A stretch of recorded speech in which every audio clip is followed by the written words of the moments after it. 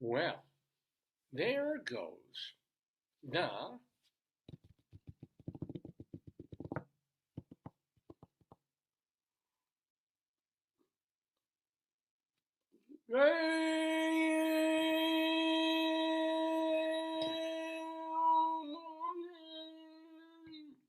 Daverhood. Good morning, everybody, and welcome.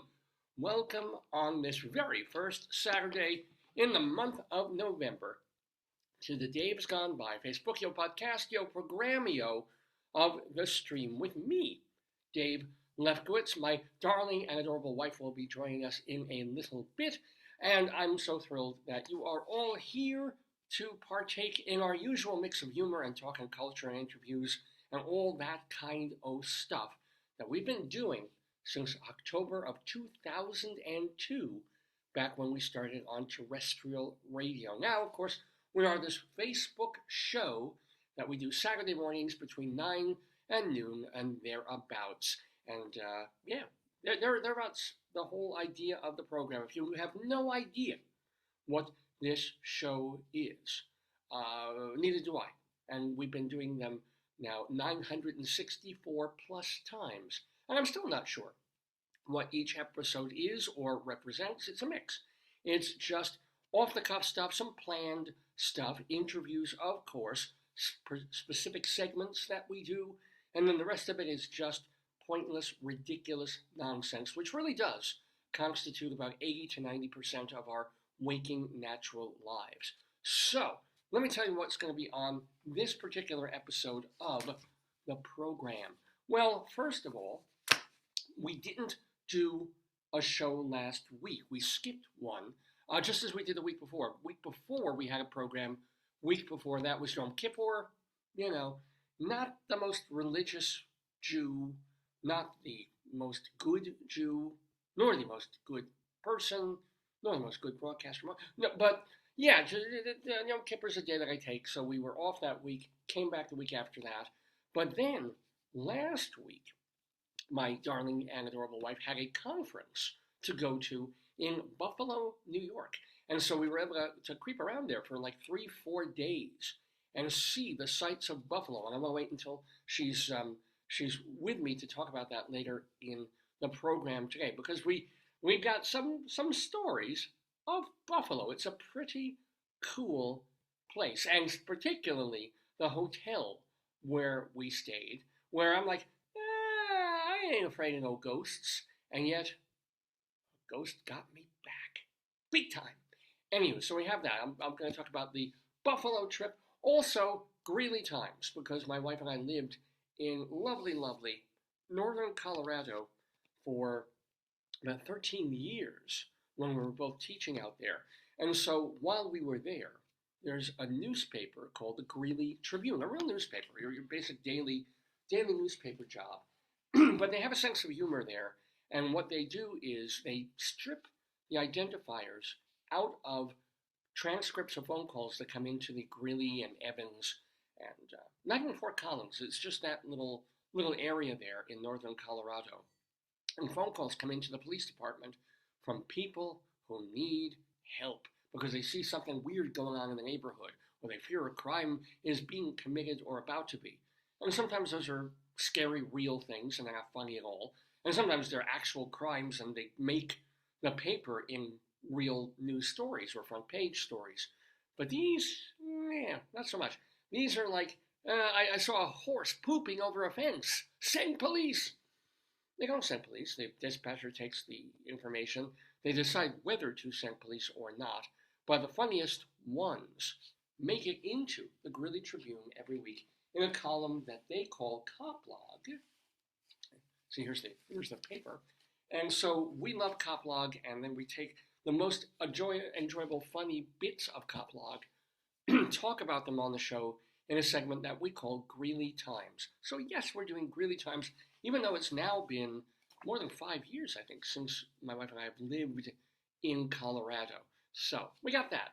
See, already multiple reasons to stay tuned, to keep watching this program, because we've got Greeley Times, and we talk about a trip to Buffalo. What else?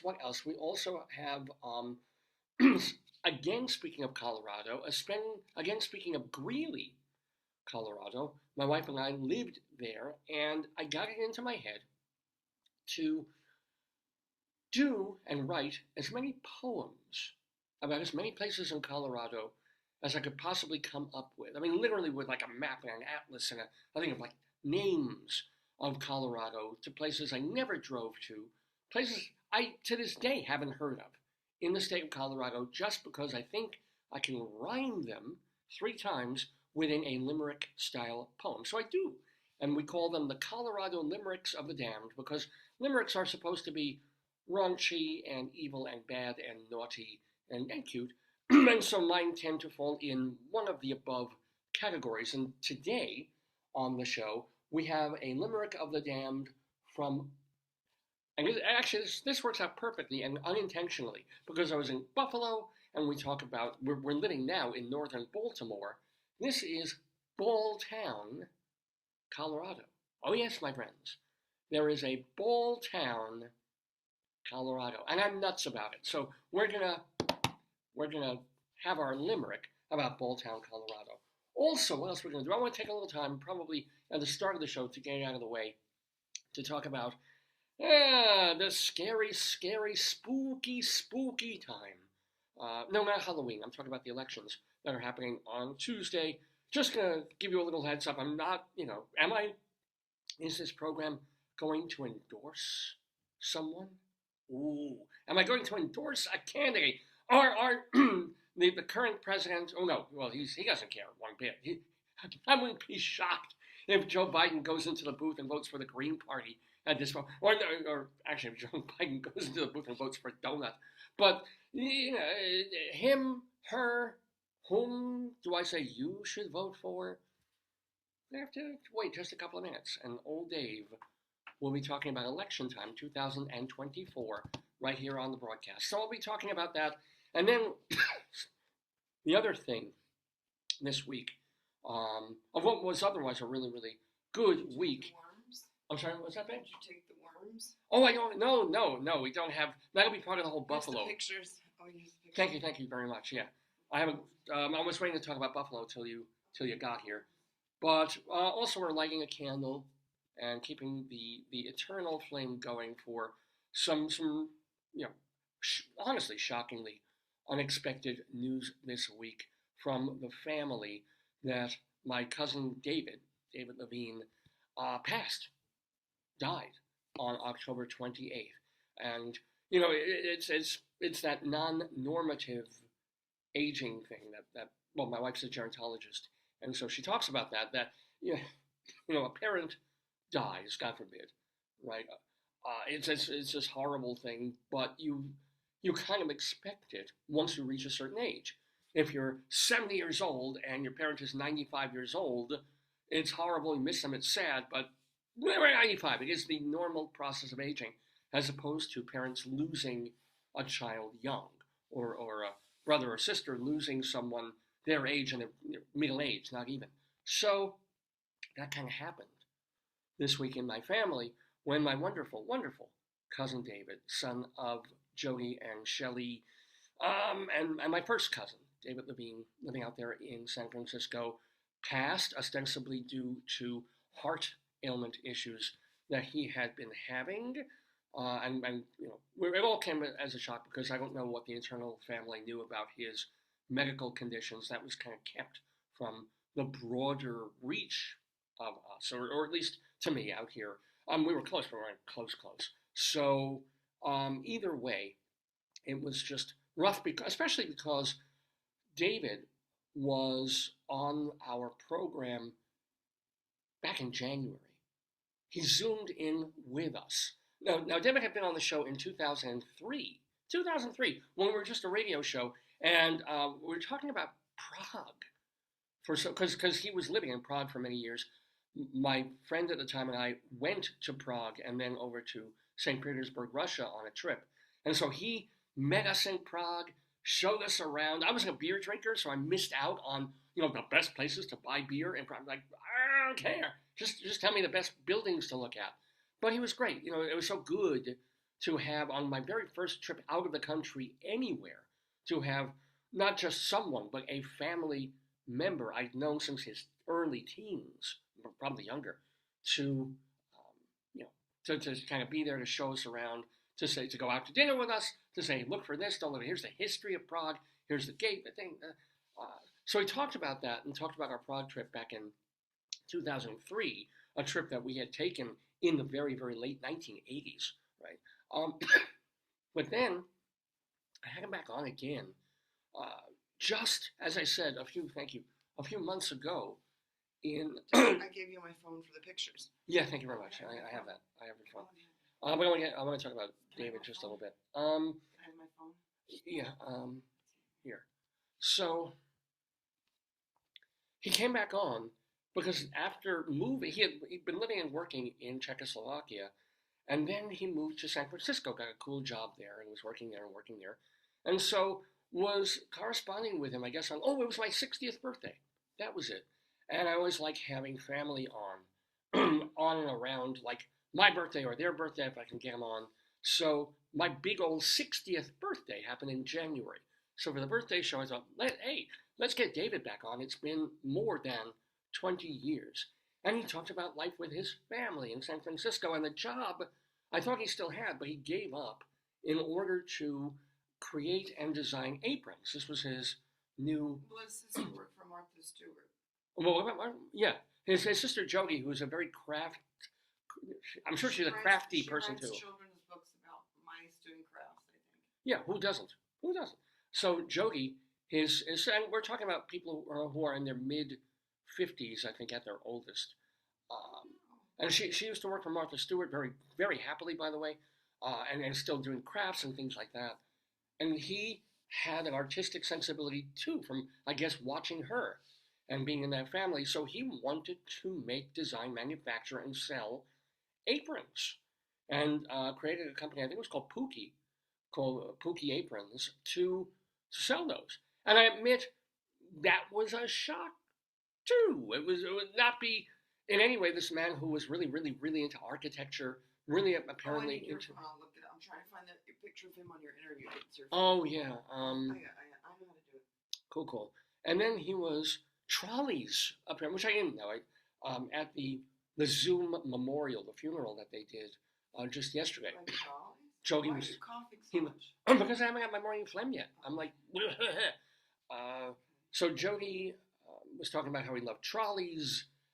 Okay, I guess trains and things like that, and was absolutely gaga about them. I like them too, and if you live in San Francisco, the trolley is this iconic item there, transportation item, that I guess fascinated him and fascinates everybody. Oh, in San Francisco. Yeah. So, so she was telling about that, and so he came on. He came on for about 15 minutes on the birthday show, and I'm thrilled now. I mean, I was happy that he did at the time, and now it's like profoundly happy that I had David about 8 months ago on this program, and not just the voice, like visibly on Zoom. And you look at him, and I mean, he looks fine. He looks a little gray. He looks a little bloated. You wonder if he's on some kind of medication, but he doesn't look bad. He doesn't look desiccated and anything like that. And he's always been smarter than I am, so there's nothing mentally going on with him. It was good to see him, really good to see him, and talk to him again. I've been trying to get Jody on the show just because she's had all these experiences on TV and writing books and things. So I'm hoping I will. Just now is not the time to ask. But oh, thank you. Yeah, if you can, I can just hold it up. He was a good-looking guy. That was the thing that I didn't really realize that Jody, his sister, mentioned in her her short speech at the funeral. Here, well, I'm gonna take. No, I won't take the sound down. Let me actually. Your phone is quiet. Oh, actually, well, I'll. Hello, come on, man. Give it to me. It's playing, but I can't make it any bigger than that.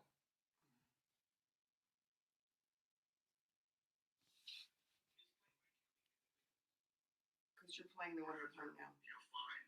And you don't need, like where I live, you don't see anything. So you can always go to the archives and watch the full interview and listen to the 2003 interview with my cousin David. But here's a the little bit San of it. Francisco Bay Area.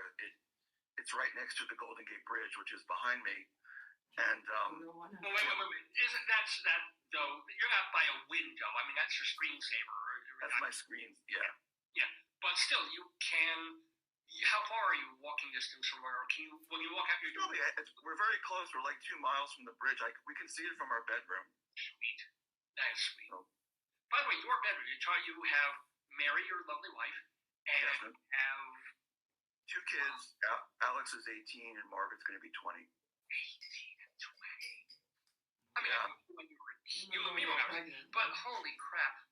So are they going to square up? What are your kids doing? Yeah, my son's a senior in high school, and my daughter is at college. So, what's she studying? Does she have a major? She wants to work in the business side of fashion. Oh, all right. Why not? So again, the creativity angle. Let's turn that off for a bit. So that's my cousin David. It was stop. Quiet me. Shh, me. So. Have a sip of warm coffee. Yeah, or I got water here. I got water cup now.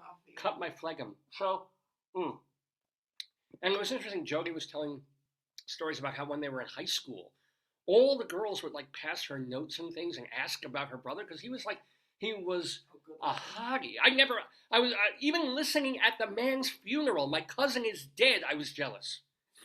At that moment, his bones. God. I'm looking at his casket. God. His white casket in a chapel. And even there, and she's saying, literally, her friends in the hallway would pass her notes. Says, would David want to go out with me? He's so good looking. I know. He cut his hair. Where did they go to school? Well, this would have been back probably in Queens, New York, or yeah. Where were they? In probably Kew Gardens or something. I remember, yeah. But amazing that I am so fucking selfish and narcissistic that I get jealous over a dead person, over things that were happening 45, 50 years ago. For him, probably 40 years ago. When do we change the clocks? Tonight. It's funny how, first of all, how cool he was. Good looking, cool, smart. When we met them, he took us on a tour of Chinatown. Remember, we went to San Francisco for a conference, and you're like, oh, my cousin's there, let's go see my cousin. Yeah, and they showed us Coit Tower, and... we must have walked, because Mary said, it's going to be a walking tour, and we walked all over, and he showed us everything. It was really nice. Yeah, because he knows, at the funeral, his son spoke. He's like a historian, I felt. Yeah. That's how I saw him, as like a historian more than... He was Mr. Information. I think it was the name they gave him. More than that, he was like a historian. I mean, they felt he, Yeah. He was into... the family tree, kind of like Michael used to. Really? Cousin Michael used to do this whole family tree, so he knew my father's side of the family, and still, presumably, they still do. And I guess that rubbed off on David a bit. Apparently, according to the writings, or according to what Mary, his wife, wrote on Facebook, he was also into Jewish history later on in the period, and Judaism, which is interesting because it was a mixed marriage, but they raised the kids, in the faith, our faith, anyway. His son has this like fantastically long hair, good-looking fella. His daughter is very. She wasn't visible on the funeral, very pretty, but she looks exactly like him. Oh, that's it's amazing. Weird. That is his daughter. Wow. So it's like, yeah. So he's left, this legacy of cool memories of coming to our family seders, of being the cool guy who shows you around his town, whether that town is Prague, whether that town is San Francisco. Probably could have done it in Queens. If he lived a week in any city, he would then, if you meet him in Prague? Yeah, and then on the 8th day in that city, he'd be like, okay, let me show you my city. And this is this, and this is, the whole history of this, right? And it's like, because he would just suck that up like a sponge. So we like this. We're going to keep this on the, the burner, literally on Dave's Gone By, in memory of my truly wonderful cousin David, and send our condolences out to, again, his wife Mary, his children Alex and Margaret, and to his parents. That's the thing. Shelley and Adele, man, they're alive, right? Yes. Shelley and Adele are alive. To see a child, go is not supposed to work that way. For you to, if I die, I mean, Joyce has a calendar where she's crossing out the days. She's like, soon, soon, soon. I'm not poisoning you or doing anything. Don't infer that. Don't infer I know. That's horrible, Jason. My death rattle. My death rattle of phlegm. Here it comes. No, that's your post-COVID cough, David. That's oh, there we go. COVID rattle. Yeah, right. Anywho, it is. What time is it? I need my glasses for this. It's 9:22. Thank you very much. 9:22 in the morning. What time is your guest coming on? Eastern time. Well, as soon as we're ready for him, because we talked. I didn't tell you the other thing about our show today, because I mentioned Greeley Times. I mentioned we just did the farewell to my cousin. Dave says bye. We call that to my cousin David Levine. We have a Colorado Limerick of the Damned where we're going to Balltown. I'm going to talk a little bit about the elections later. We have talking about Greeley Times as well as our trip to Buffalo. But we have a guest also. On top of all this, we have a guest in the Daverhood. What is that? Oh my gosh. Ladies and gentlemen, there are songs. Like, what do you think are one or two of the greatest songs ever written? I Go to Work by Star Spangled Banner. Really? Okay. I don't know, I'm guessing. Well, like for you, what are the most profound and great songs ever? Or the most popular, like magical song, Yesterday by Paul McCartney. Fly me to the moon. So, Jimmy Van Heusen, maybe?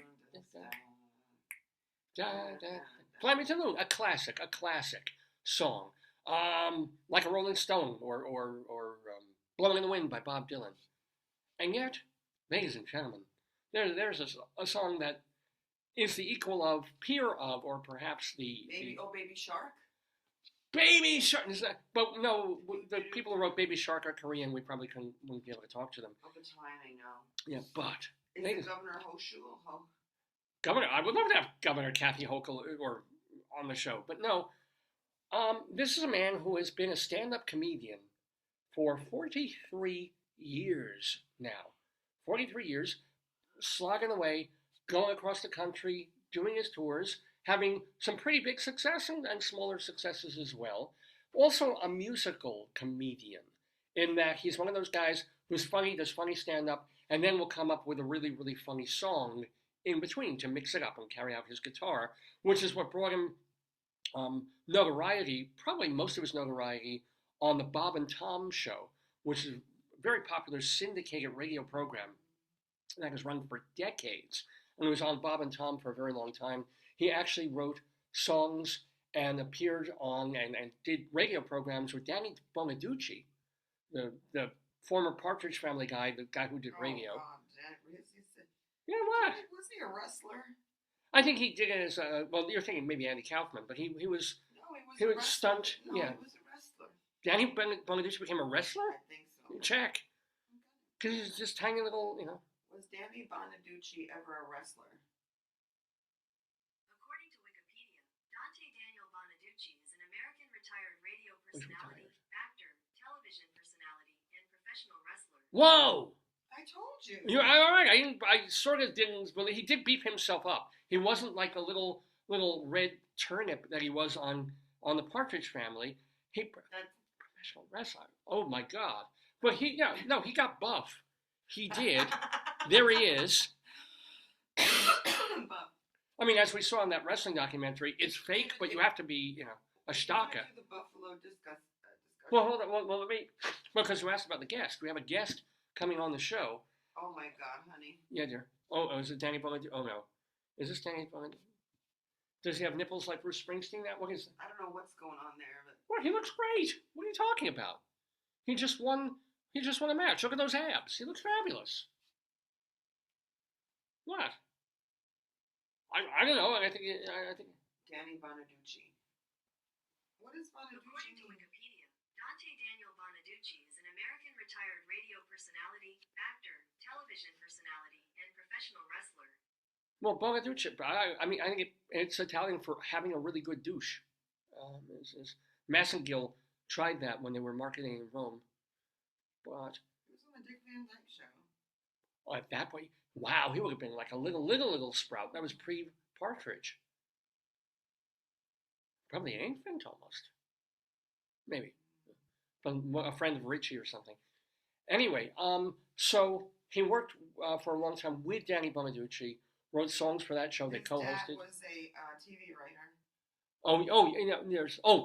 Don't say any more about that, because our guest has a story just about Danny Bonaducci and his father. And it's a hell of a story. Yeah. His first wife, Cicito Hattori, Mm-hmm. 3 years in the 80s. Then in the 90s, he married Gretchen Homer. Mm-hmm. And Amy, his current wife, he met at a Starbucks.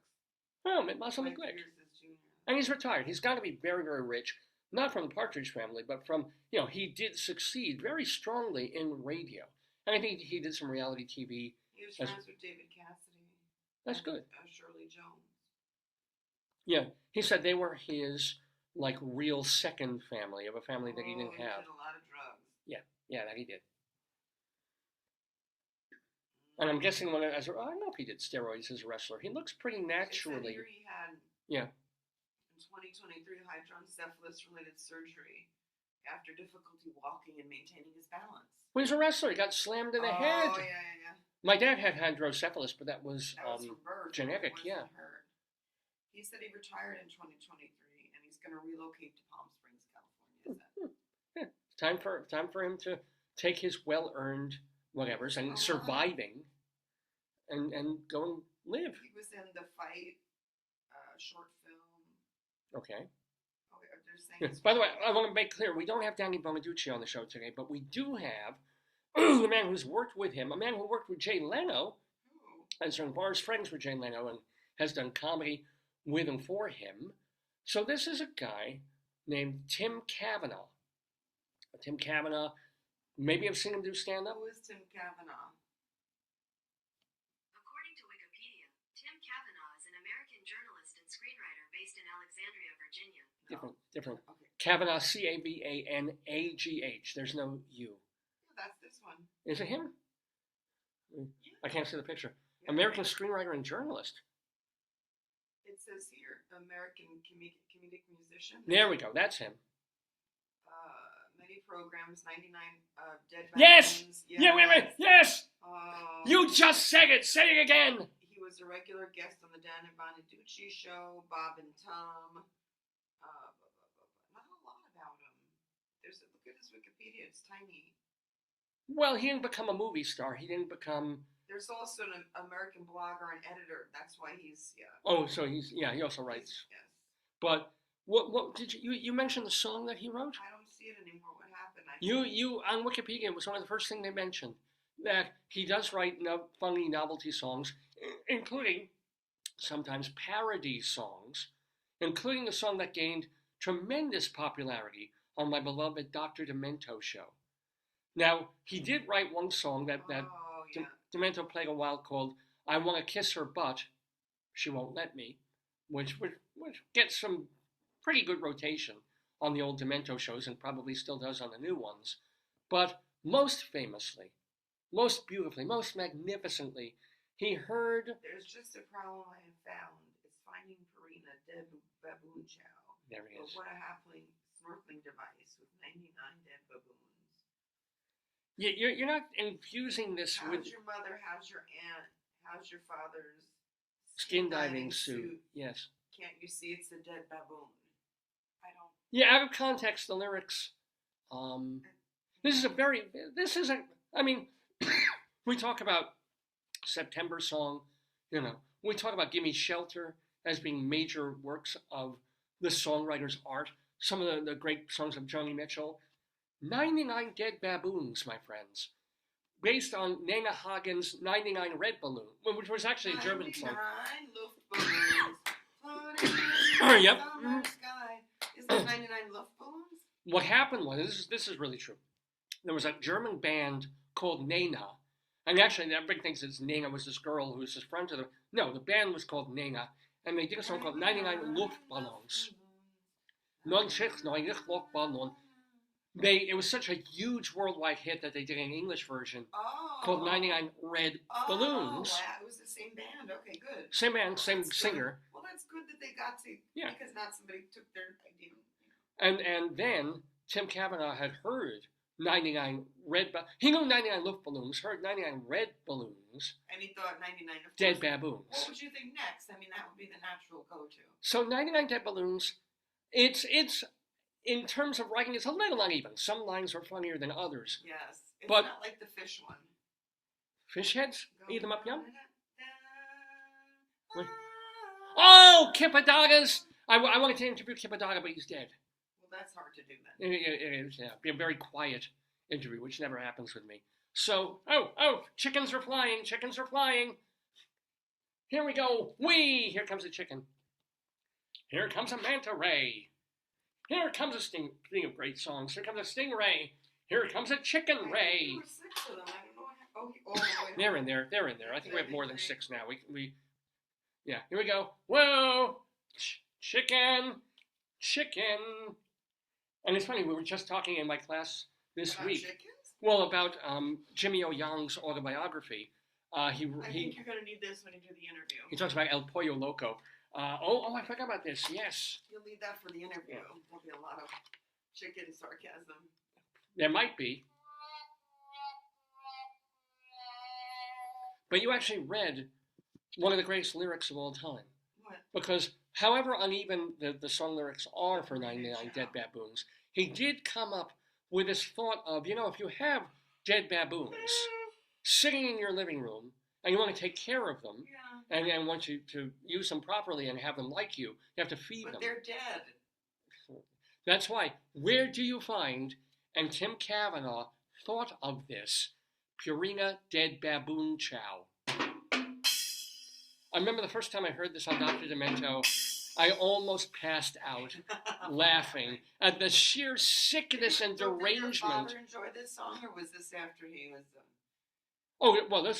he would have been listening to Demento back at... Is this one of the songs that he would have enjoyed as well? He would have loved that. No, I know he would have enjoyed it, but was it something he would have heard? The thing is, when Dad would listen to Dr. Demento, a lot of times we were in the car coming home from somewhere on a Sunday evening when it was playing, and that would have been in the 70s. Oh, so Dead Baboons came out in like the mid to late 80s, I think. Okay. Yeah. So, or even early 90s, because it was Nena and it was the MTV. Yeah, well, MTV started in the 80s. You're right, that's true. So, he was cognizant, and he might have come across it, because I think that song that parody song also made it to the radio and other places. People heard it and just threw it on morning shows and things. So like, oh my God, or maybe I played it for him at some point, because it's 99 dead baboons sitting in my living room.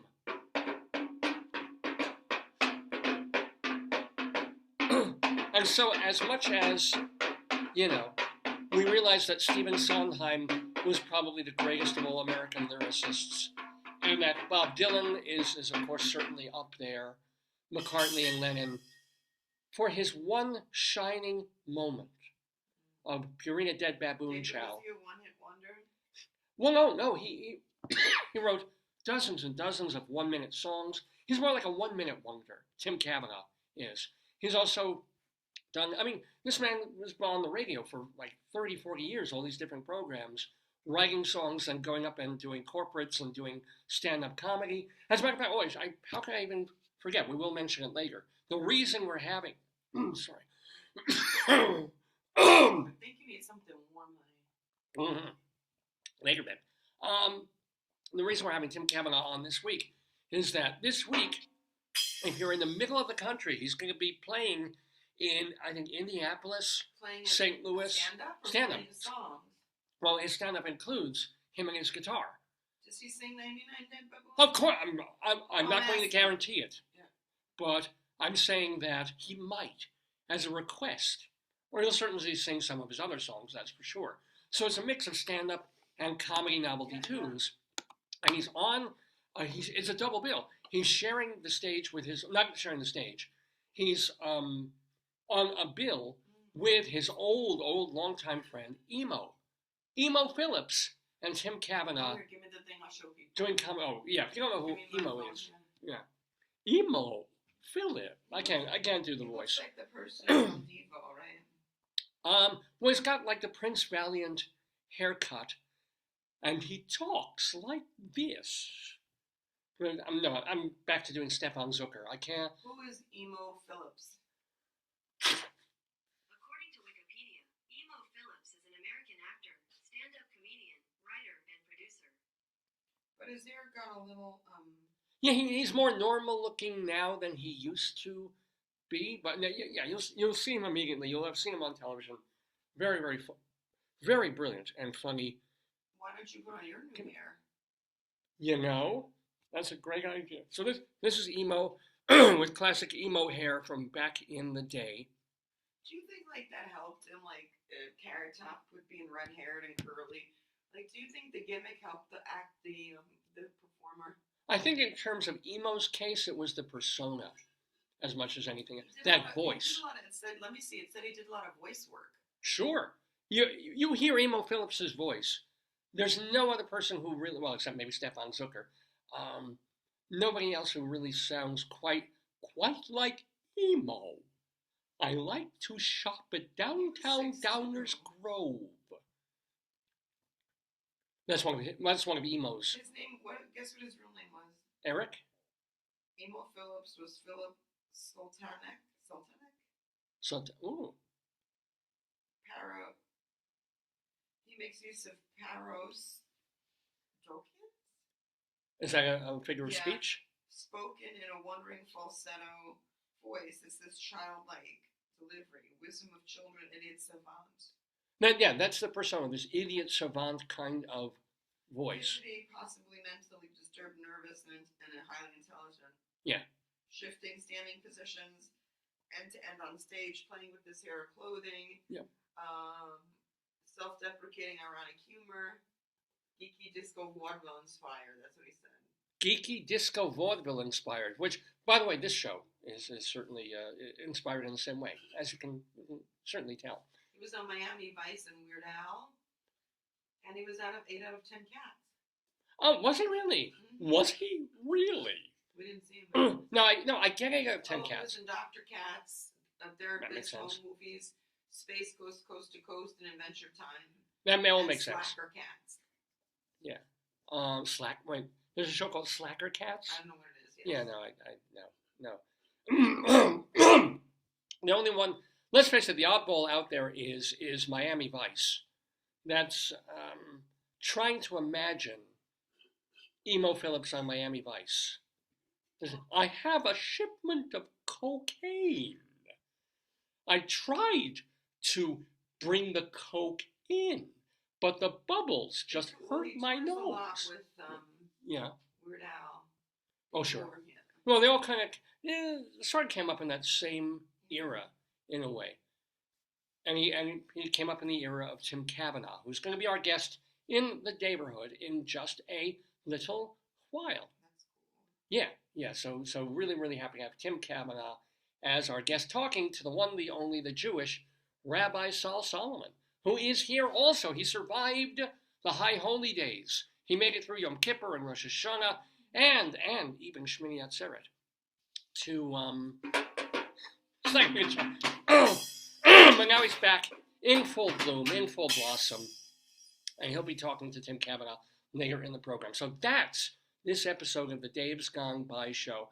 Want to remind you that if you want to watch older episodes of Dave's Gone By, we have our archives, davesgoneby.com, davesgoneby.com. This is where we have almost every program that we ever did, from our earliest 1-hour audio-only shows to our last 7 years of doing these video podcasts. You just go to davesgoneby.com. The whole treasure trove of Davery is available to you for free. And so if you want to watch a show, it's like, oh, wait, you did this show. It was on college radio. At one point, it's like 5 hours long. Okay, you can skim, you can pause, and you can come back to it. That's the beauty of the archives. Also, if you're just interested in some of the amazing major guests that we've had on the program, remember that we have a separate archive on the same website, davesgoneby.com, of the interviews alone, like abstracted from the His wife programs. is a Star Trek actor. I'm trying to figure out. Wait, who? What? Emo. I'm in a rabbit hole. A rabbit hole. My wife is down the rabbit hole now of wikiing and searching. But yeah. So davesgoneby.com for the interviews. Also, some of our old sketches are there. We can just watch the sketch itself. Like, you know, this great way that you can hop around for hours and hours and hours on the Dave's Gone By website. Now, I would say that you could also see all of our archives at archive.org. Is it up yet? Well, that's what she said. Things are really... There are problems with the website. Right? Well, here's what happened with archive.org. Do you know? In early October, they were hacked. Oh, is that what happened? So the information of like 31 million people went to God knows where, some lunatics in Russia or Nigeria or wherever they do the hacky-sacky thing. And so they shut down, they pulled the site down just for precautionary measures, took it offline completely for about 3 weeks, and now they've been slowly, very slowly ramping up certain parts of the Internet Archive. But they're doing it in such a almost random and, how shall we say, piecemeal fashion that it looks like things are back up, but then when you try to find them, they won't play. If it's a piece of audio or video. I wonder what happened. Looking at Yeah, see what happened with them. And so you'll see that there's a ton of Dave's Gone By material on there. Again, it was offline for a couple of weeks. It's there, it's back, but good luck hitting like the play button and expecting to watch an old show or listen to our audio. It's a mess. So I am hoping. I'm trying to find the 2012. They don't go 16. Yeah. So 19. What are you looking for? What happened? 2020, 20. Oh, cyber attack. There we go. Yeah, tell us. It said during the week of May 27, 2024, the Internet Archive suffered a series of distributed denial of service (DDoS) attacks that made its services unavailable intermittently, sometimes for hours at a time, sometimes for several days. The attack was claimed by some hacker group I can't pronounce, with possible links to another group I can't pronounce. And it said, it's like when they attacked the British Library cyber attack. I mean, so it's like terrible with this. Right. Oh, honey, that was you. Yeah. It said on October 9th, the team began to look at the data breach. And yeah, so October 9th, the site was offline at that point. And now they've slowly started putting archive.org back online. But I would not, at this point, recommend you're going there to watch the show. On October 22nd, yeah. All Internet Archive services went offline. But later that day, a few things went back up. It says there's still, the staff announced it's okay, web archiving. They're still working on it. So, yeah, it's going to take a while. But the good news, and this is one of the reasons I put all our archives up on archive.org, is to have two places where... And also somebody else who knows how to deal with all that stuff could do that. That's the complicated thing. I can't even know I can't even pronounce the names of half the stuff. Well, the hackers, certainly. We don't want to pronounce their names, except fuckheads. Yeah. But, like, somebody... What? So, Steve Irwin died of the Stingray attack. Yeah. They're saying South Africa's version of Steve Irwin just died after being bitten by a venomous snake. What the heck? Because, if you deal with poisonous... What did Terry Gard die of? They finally figured out. Oh, she had, for many, many years, MS. Aneurysm. Or it was ALS or MS? I don't know. I can't. That's the lot story. Yeah, no, Terry Gard's been ill for over a decade. I didn't know that. Yeah. And she made it to 79. Nobody thought that she would once her symptoms were announced. But I honestly don't remember if of course, with the beloved Terry Gard, we remember her from Young Frankenstein. Oh, yes.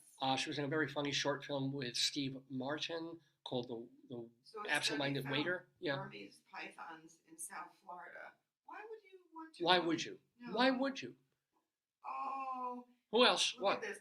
Here's an Instagram squirrel. He's wearing a cowboy hat. Oh, no. What? What? Don't read that. Oh, I'm going to tell you about that. So you were asking me why I was thinking of rabbit animals. He has rabies? No. It No. says, look, Read the story. Peanut, Yeah. a little squirrel wearing a hat. He's wearing a cowboy hat. He's so cute. Look who did a cowboy Yeah, do you know what hat. happened to Peanut? What? This was in the news this week. I'm going to tell you about this.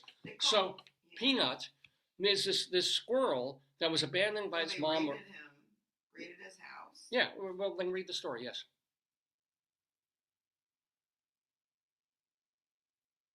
If you saw it, it's so heartbreaking. Oh, he got euthanized. Why? No good reason. They had this guy who saved an adorable... Yeah, but you know what? You've got to be careful. Like, even the guy who does that... Oh, the guy with the marmot. Yeah, or the prairie dog, yeah. So this guy who has a social media account saves a squirrel 7 years ago and keeps him and domesticates him as a home pet, not bothering anybody. Squirrel does not have rabies. He calls him Peanut, takes him everywhere, puts him in cute little costumes. Peanut is essentially like a cute little adorable home pet animal. Somebody calls the cops on this guy, and they raid the house and they take Peanut and another animal from him.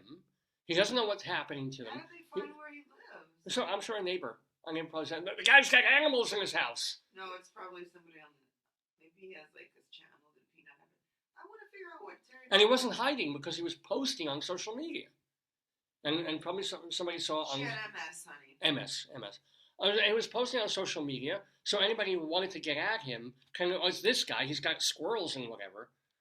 And now it just turns out the post, or they did some digging, and they took Peanut and killed it. They killed a squirrel that was having a wonderful life with his owner in a home. They raided his house, and technically, no, you're not supposed to, I guess, keep a live squirrel. But it's not like he had a Bengal tiger, as some people do. How do we know? That's true. Maybe Peanut really was a Bengal tiger. And this all ties in with stuff that a student in one of my classes was talking about last week, that you have no idea about this. I don't know even how this came up. Squirrel rabies? I was asking for a subject Squirrel to attack. demonstrate something. No, about, and he said dolphins. I was like, okay, dolphins. Yeah, they're supposed to be very smart, right? Dolphins are very smart.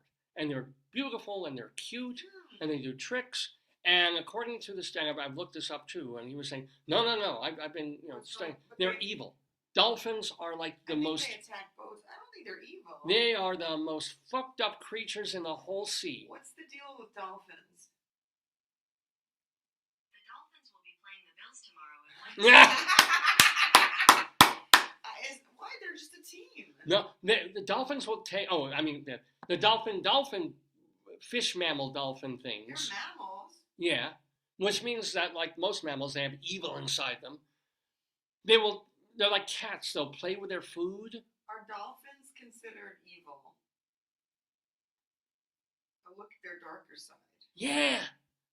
Dolphins, It man. says instances of aggressive behavior, biting, chasing, and vying for rights.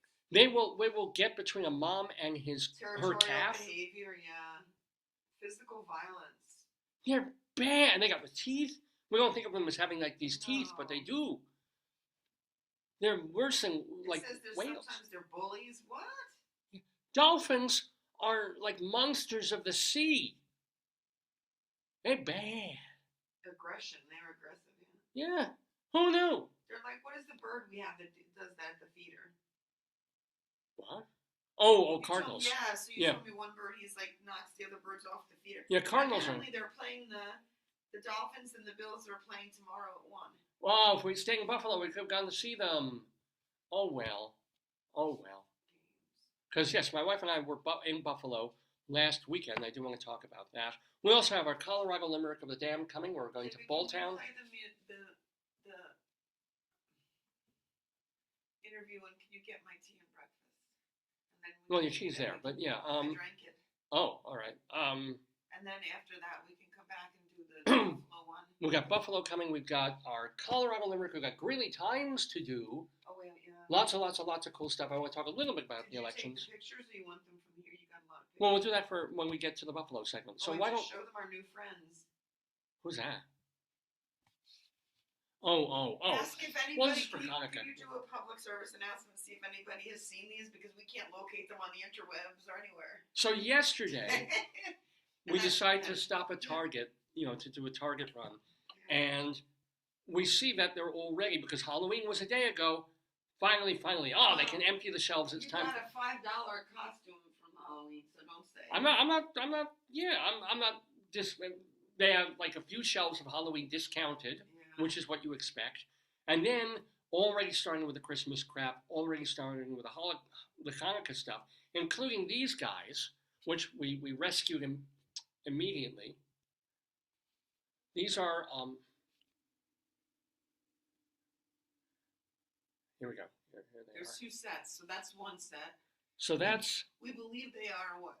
Hash browns with sour cream and maybe butter. But we don't know because we can't locate them by a picture search on the interweb. We found these on the shelf at our local Target. We went home to try and see. There was 3 of them and 3 of the other ones. Show the other one. The other one is this, which looks like a potato, but as I'm guessing it's probably the same pattern with a little upgrade from last year. Yeah, but it's actually a jelly donut for Hanukkah. We can't find them. Literally, if you go on Target, if you look for this company, which is called Spritz. No, but even worse, we did a picture search on Google. Nothing. Nothing. I'm going to do it again. They don't exist, and yet we somehow bought them. How are we living in this Harry Potter world? It says it's an acorn. It's not an acorn. No, there ain't no acorn. It's shavings. It's potato latkes. With and then it says cinnamon bun, and it's Etsy. It's all Etsy. Yeah, it's not the same. No. There's a company and this is the hilarious thing. It's a company called Spritz that makes Jewishy items for Hanukkah that are cute and fun. Not Hanukkah. They make party goods. Oh well, yeah. But these things, these are obviously for the Hanukkah holiday. I know, but they're Well, and they also do other things. But the great thing is they have this adorable jelly donut thing with a big smiley face and the eyes and a little red. You just saw it with red and the icing on him. So cute. And on the tag of the toy, it says, "This is not a toy. This is decor. It's a toy." Any child seeing this thing, which is stuffed with marble things and beanbag innards and so forth, will look at this smiling, adorable jelly donut plushie and go, toy. They go from Christmas to Happy Thanksgiving. They skip. There's no Hanukkah stuff here. That makes. How can it? Ladies and gentlemen, we were able to find something in our local Target that does not exist in nature, and I'll bring it in after Halloween stuff. There's nothing. Right. Yeah. So yeah. That's the Daverhood. The Daverhood is a place where only my wife and I can go to a Target store. And we walked down the aisle. We found the first set because I had to I was exchanging my canisters for my soda. She also exchanged my catheter, so I feel much better. I was exchanging it, and the girl had it at the customer service counter, the first set. Oh, that was last year. And they were the last ones, so we just grabbed it. Yeah. We have this knack of finding weird Jewish comedy items. They're cute. To share with you. They're stuffed baby puppets. They're so cute. Yeah, but they're not puppets. They're not toys. But they're not comedy. They're decoration only. Right, they're decoration only, not comedy, not a toy. I'm going to show them. I'll bring them back. Yeah. I don't find it anywhere. Yeah. How can that be? Well, as I said, it's probably they're in the midst of changing the websites, and then they'll stock, and Amazon will have it. That's so weird, but they're selling it. Yes, they're selling it. They're selling it at the physical Target, but they don't have them on the Target website. Because even there was a placemat, it's not listed either. Yeah. Well, maybe the whole line of stuff hasn't been coded for web sales yet. We never get preview stuff. Sometimes Hallmark will invite me because of Dad for those train, Christmas ornaments. She buys for her father. Yeah, and sometimes I'll get a selected, you get a special thing and an invite. We didn't get none of that for Target. We just showed up. We just showed up. Well, we showed up on the day after Halloween. So maybe that's the day that they do the changeover. Of course, that's the day. Yeah. That's the day when they got all these shelves. They can't sell Halloween crap anymore. Now it's Christmas. There's already Christmas commercials on TV. We saw that when we were in the hotel in Buffalo. It's like, Christmas has begun, And now every store, at least they were making room for Halloween stuff since August. Yeah. Right? Since July. And there's going to be like one shelf of Thanksgiving, which doesn't really count. It's just consumer culture. It's pure. It's going to be Christmas from now until January. Ad.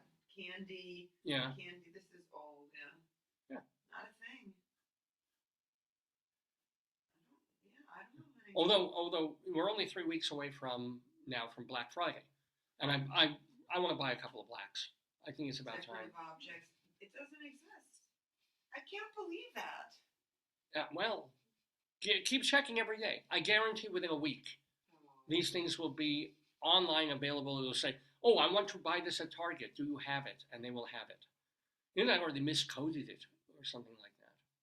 Yeah. But anyway, just want to remind you. So you're watching Dave's Gone By. The archives at davesgoneby.com. Archive.org, but you can't see them at the moment. Castbox.fm, which is where we put all our audio archives because, we started as a radio show, and also this is a podcasting platform. So if you just want to go, take Dave's Gone By with you and listen while you're driving, while you're on a train, while you're on the treadmill, or all three at the same time if it's a very strange train. You can do that and just hear the show. You don't have to watch the program. Castbox.fm is literally meant as a podcast show there.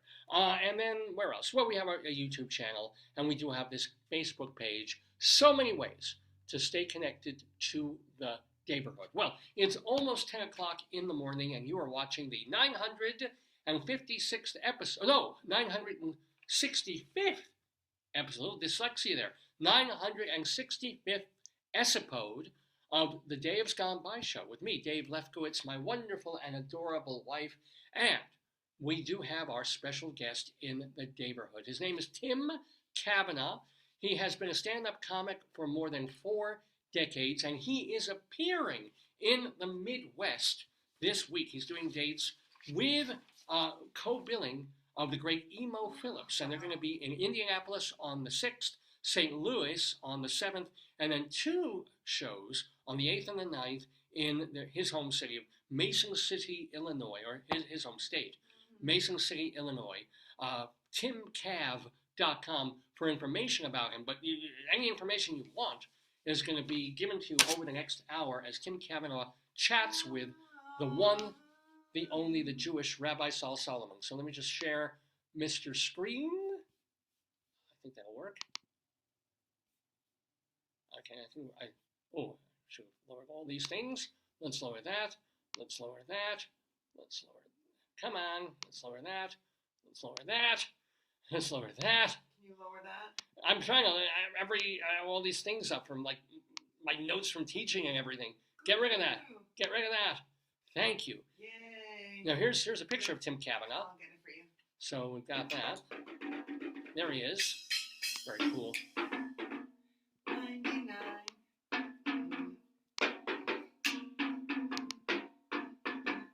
And here for your enjoyment and delectation, speaking with the one, the only, the Jewish Rabbi Saul Solomon, here is the wonderful, very funny Tim Cavanagh. Oh, shalom, my friends. Shalom, my enemies. This is their old pal, Rabbi Saul Solomon, the founder and spiritual leader of Temple Sons of Bitches in Great Neck, New York. And oh, what a thrill I have to have this laughing, joyful person in front of me. Not only does he appreciate humor and comedy, but he makes a whole bunch of his own and has for many, many years. You are looking at Tim Cavanagh. If you are familiar with the Bob and Tom show, a program that has been on since 1983, he's been on it since 1995. He also wrote songs that were performed on the Danny Bonaducci show, right? Plus, most of all, if you love Dr. Demento, as we here in the Daverhood on this program do, you've heard songs like I Want to Kiss Her Butt, She Won't Let Me, and the extraordinary and beautiful 99 Dead Baboons. Ladies and gentlemen, the man who wrote those songs is now currently doing a mini tour in the middle of America. He's going to be in Indianapolis this coming week, then St. Louis the next day, then Mason City on November 8th and 9th on a double bill with no less than Emo Phillips. We're talking, of course, to Tim Cavanagh. Shalom, Tim. Hello. Shalom, Rabbi. Good to see you. Thank you so much for having me on. That was a great introduction. My gosh, you've actually read about me and stuff. That's outstanding. It's great to be here. I'm very excited about working with my good friend Emo Phillips, who I think is the most brilliant joke writer I have ever worked with. And so it's going to be a very, very fun time. And I've known him forever, and we're good friends. So it's all is good.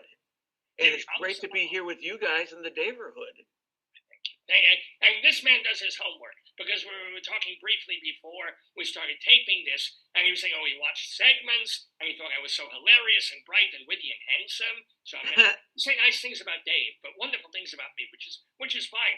But tell us, I assume you met Emo Phillips on the circuit back in the day? Yes. And how did you... Actually, I started out at a club called Zanies in Chicago. And this was back, oh my gosh, 1979. That's a long time ago. And Emo had actually been doing it for a couple of years. And he is also a Chicagoan. So probably the second or third night that I did sets at Zanies, there was Emo and Judy Tenuta and a bunch of other great Chicago acts. And it was like, oh my mind was blown. I mean, these people were so funny, and I was new at it. And just learning, I had funny songs. That's all I had. I didn't have any jokes. I didn't have anything. But they hired me anyway. And so Emo and I date back to my third day in comedy. So it is 43 years, I believe. Oh, Mazel. So of course he's different off stage than he is on stage. But can you give us a peek into the Emo persona that we don't know? Emo's very close to the Emo that you see on stage. Really? It's a bit of an exaggeration, but he is very smart. He is quirky. I will tell you this story about Emo and my wife and I went out to a place called the Jazz Place, something like that in Chicago, and we sat down, and the waitress came over and said, "Would you like a cocktail?" And Emo says, "Well, what do you have?" I'm realizing, of course, I'm realizing this could be an hour dissertation on what they have in terms of cocktails. Oh. I mean, that's her job. But that is kind of like, that's when you know you're out with somebody different. Well, what do you have? I missed. Could you give me a list? If she says Manischewitz, I know immediately. That's it. Exactly right. Yeah. And old style beer, and I'm happy. So to this day, I don't know if Emo was just pulling her leg or if he's experimenting. Maybe it was performance art. I don't know. But the waitress done things like that in other restaurants, in other situations, or you say he can be quirky, he can be a little eccentric here and there. What's another example when you saw, oh, he's working a little differently, even when there's like a camera on him or an audience trained on him? Well, there's a famous story of Emo. He was working at a club in Dayton, Ohio, and before the show, some of the audience members who were waiting in line and getting tickets said to the owner, "There's a guy out in your parking lot who is playing the trombone and talking to people, and we really think you should do something about this." Well, it's Emo. He's just an interesting guy. and he's very learned. He's a big reader. He knows a lot of stuff, and he draws on it and somehow makes it amazingly funny. And his mind works fantastic. Let's see, what other stories do I know about emo? This was a almost tragic story. Not really, but we went out to do a road gig, and I picked him up in Antioch, Illinois, which is where his in-laws live. And I picked him up, and my wife had just gotten a new car, and we decided to take my new car, drive it up to Green Lake, Wisconsin, about a 4-hour drive. So Emo and I had planned to do a song together, and he was going to play the recorder, and I was going to play my guitar and sing "I Want to Kiss Her Butt." She won't let me. And so as soon as we got into the car, he says, "Do you mind if I start practicing?" So I'm not out of the driveway, and there's Emo playing his recorder. And I'm kind of a nervous guy anyway, and with Emo, he's one of my heroes. So I pull out of the driveway and I back into the car parked across the street. My wife had warned me, this is my new car. Please don't let anything happen to it. So it's like, oh, this could not have started off more badly. So Emo felt terrible about it.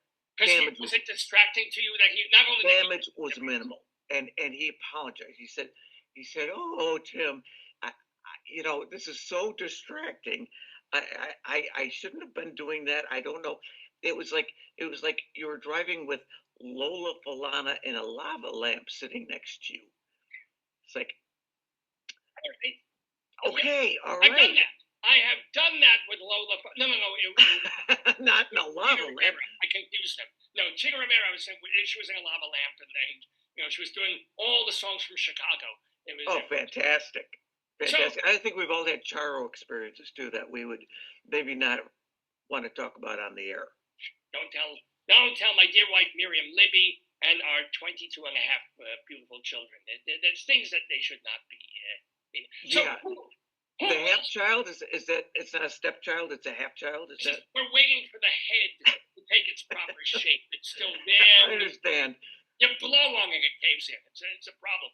Who are some other comedians that you know reasonably well, either in a professional capacity or even a more friendshipy capacity, that you can share stories of?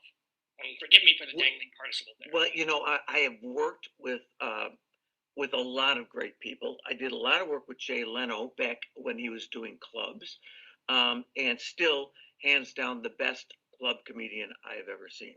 Just amazing. What makes him? Why? What does he have? He knows how to sell a joke. He's got. Not only does he have funny jokes, but there's something about him. He will throw in some physical thing, or I haven't exactly figured out how he did it in the clubs. All I know is the first week I worked with him, we did 5 nights in a row, 7 shows, and I watched every single show, and it didn't vary very much, but I laughed harder the 7th time I saw his show than the first time. And it's like, how does this happen? I know the joke. I know the jokes. I know it's going to happen, but it's just masterful the way that he told it. It's funny about Leno because if you're of a post-certain generation and you used to watch Letterman, Leno's supposedly like the bad guy. But is that is he really actually, as far as you know, a good, decent gentleman? He's a really good guy. He's a really, really good guy. He is a great comedian. He is also driven. He is ambitious, and that's some of the things that you might hear about him that some people would think, oh, that's he shouldn't have done that. No, he's a good guy. He didn't have me on his show, but you know what? That's. Come on, he was on the Tonight Show for 57 years. He could have said, "I know we have 3 minutes. Here's my friend Tim Cavanagh. Go ahead, sing about the baboons." It seemed like that seemed logical to me, but it didn't work out. So whatever. I love Jay, and he's a wonderful guy. Another driving story I have, when he was in Chicago, which is home for me. He was working one club, I was working another club, and I picked him up, and we're driving downtown Chicago, and again, I get distracted. People, Wait, other you comedians haven't call said me. who this is yet. Who? Other comedians tell me I'm the worst driver ever. But so Jay Leno was sitting next to me in the death seat, and I'm driving downtown Chicago, and all of a sudden he turns to me and says, "I think this is a one-way street, and you're going the wrong way." And sure enough, here comes a car coming right at us. It's like, okay, I'm used to this because those things happen to me. Right. Yeah, well, this don't ride with me. No, whatever. If I go to Chicago, I will be certain. Maybe your wife. Does your wife drive? I'll go with her. You have children? I think you have children. We don't have children, but I have a lovely wife, and we were hoping to have a half kid, but it didn't work out. Sometimes the head doesn't develop. You get the quarter going, and then there's right. Yeah. You know the old joke is like they're blowing. Oh, we should have quit while he was ahead. Yeah, exactly. I ruined it for you. Exactly right. Tell it now because I didn't set the joke up, but I gave you the punchline. You did a nice job.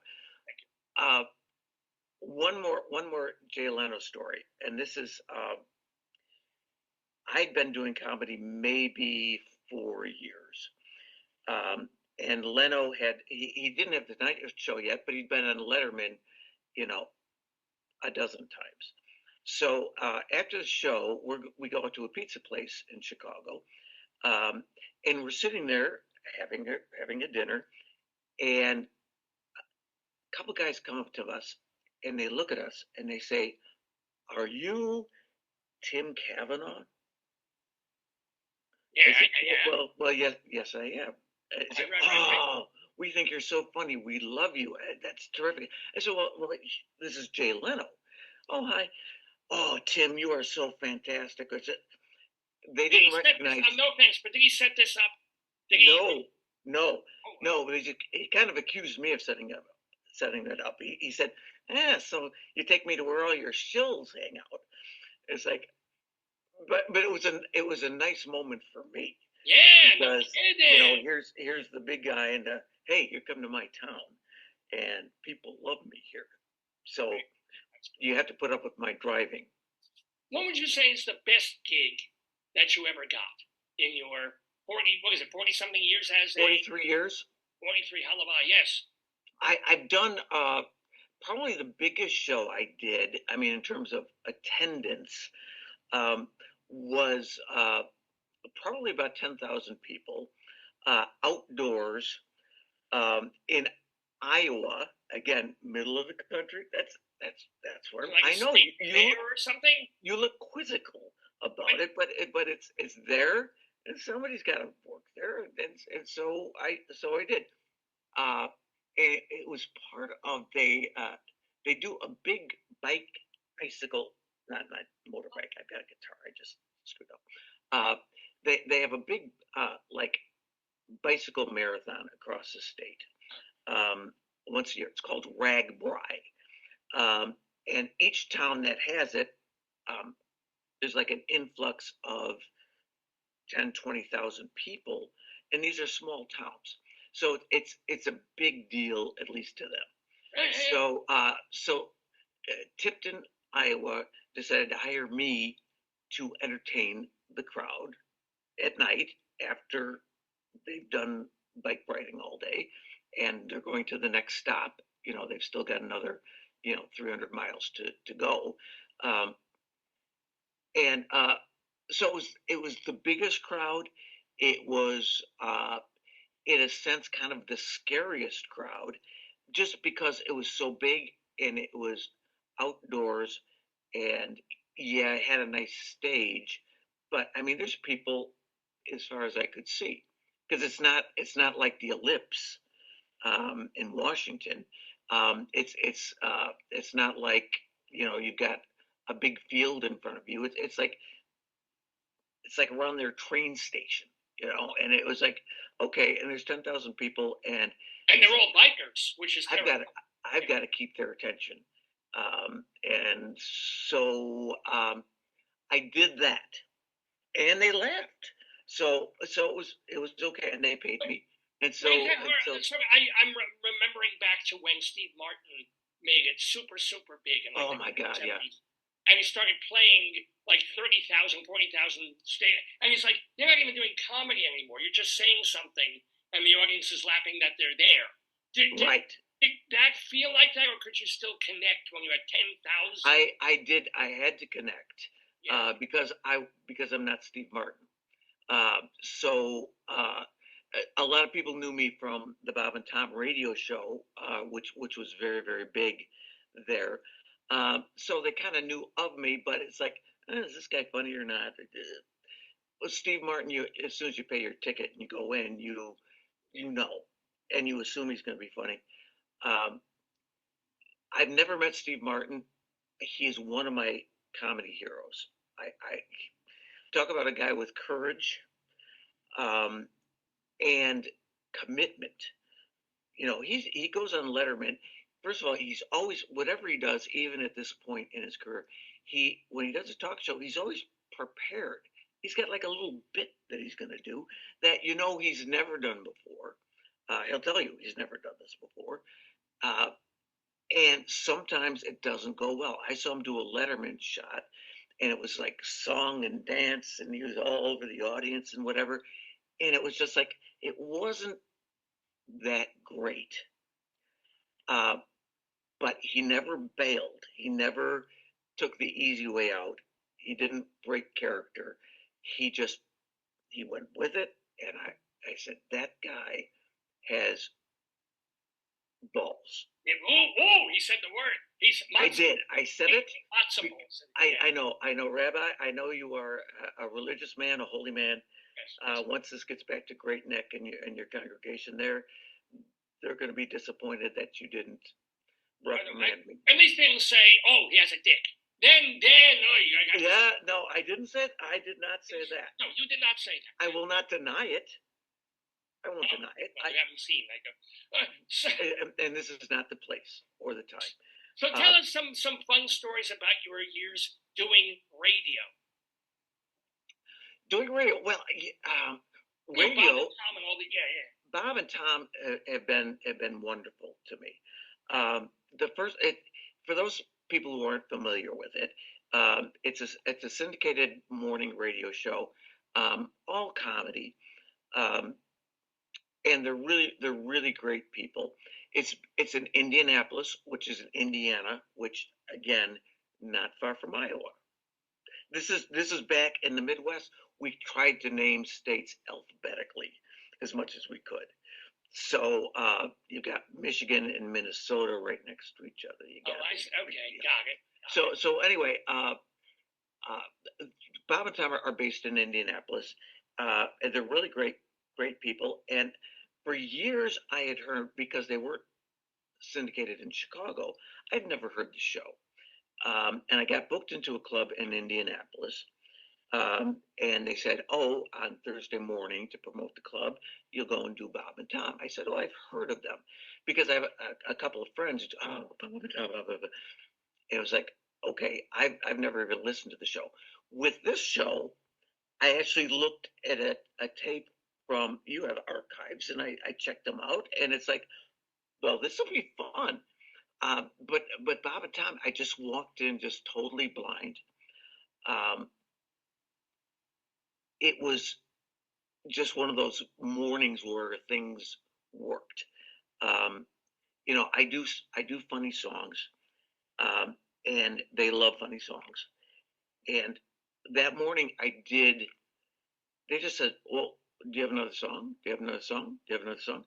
And I think I did 12 songs that morning, and I'm supposed to be on for, 20 minutes. And it's just like, could you do more? Could you do more? Even if you have something half done, it's like, what is this? What this is? I've walked into heaven here. These people, they are just eating it up. Although their producer, who is a very good friend of mine now, I want to kiss her butt. She won't let me. And he said, aha, that's not his song. Wait, you wrote that? I wrote it. I wrote it. But, he's hearing all these songs he hasn't heard that are funny. And then I want to kiss her butt. She won't let me. And he said, okay, so we don't know how much of this stuff is stolen because that's not his song. It can't be. What? Well, it was. It's been a really, really prove that very day. They had to figure that out after you were off the air. Yes, yes, right. He figured it out. Somebody told him, and then he was very apologetic to me after that. But radio, the way that today has worked for me with radio, podcasts, video. You like to get a little bit warmed up. You like to get to know the person a little bit. I walked into a radio interview in Pittsburgh, Pennsylvania. Yeah. KDKA, I believe, was the station. And it's a morning show. It's a morning serious kind of news. It wasn't comedy oriented. But it's like, okay, we've got this comedian on. So I go on. He said, okay, so here's this comedian, Tim Cavanagh. Okay, Tim, be funny. Oh, well, that's, yeah. And that worst two words in the universe. I did that. I was conducting a funeral last week, and I go to the wiggler. I say, okay, but here's some. Be funny. And oh no, it's you're just set up for failure because no matter what you do. I mean, I ended up doing jokes and whatever, and I got out of there with my dignity. I don't know if I made a fan, but I took the challenge, and that is the name that they call me. That's my professional name, comedian. That's what I do. So it's not. But it's like if your plumber come over, and they, hey, plumb, come over and plumb. Yes, that's right. The toilet's there. Just talk to him. Just be human first, and then. Well, your toilet is a cement wall and a microphone. That's your toilet. You go up to it, and you know what to do. Let me ask. No, speaking of still more on a bit of radio. Do you have any Danny Bonaducci stories? What did you do for and with him? Danny had a radio show in Chicago. He, since the Partridge Family, he has stayed in show business and done bits and pieces, and he's actually a really, really great radio entertainer. Very, very funny, very smart, very quick. He's nuts, but we kind of know that about Danny. He is high strung. He is hyperactive. He can get angry. Not at me, I don't think, so much. But I'd done a show with him. I was a frequent guest, and then I did some writing for him and was co-host of a show that he had in Detroit. So I worked quite a lot with him, and again, a guy that I love. My only time working Caroline's in New York was with Danny Bonaducci. Danny was he had a radio show at that point in New York, and so they said, they want me to go in and do comedy, and I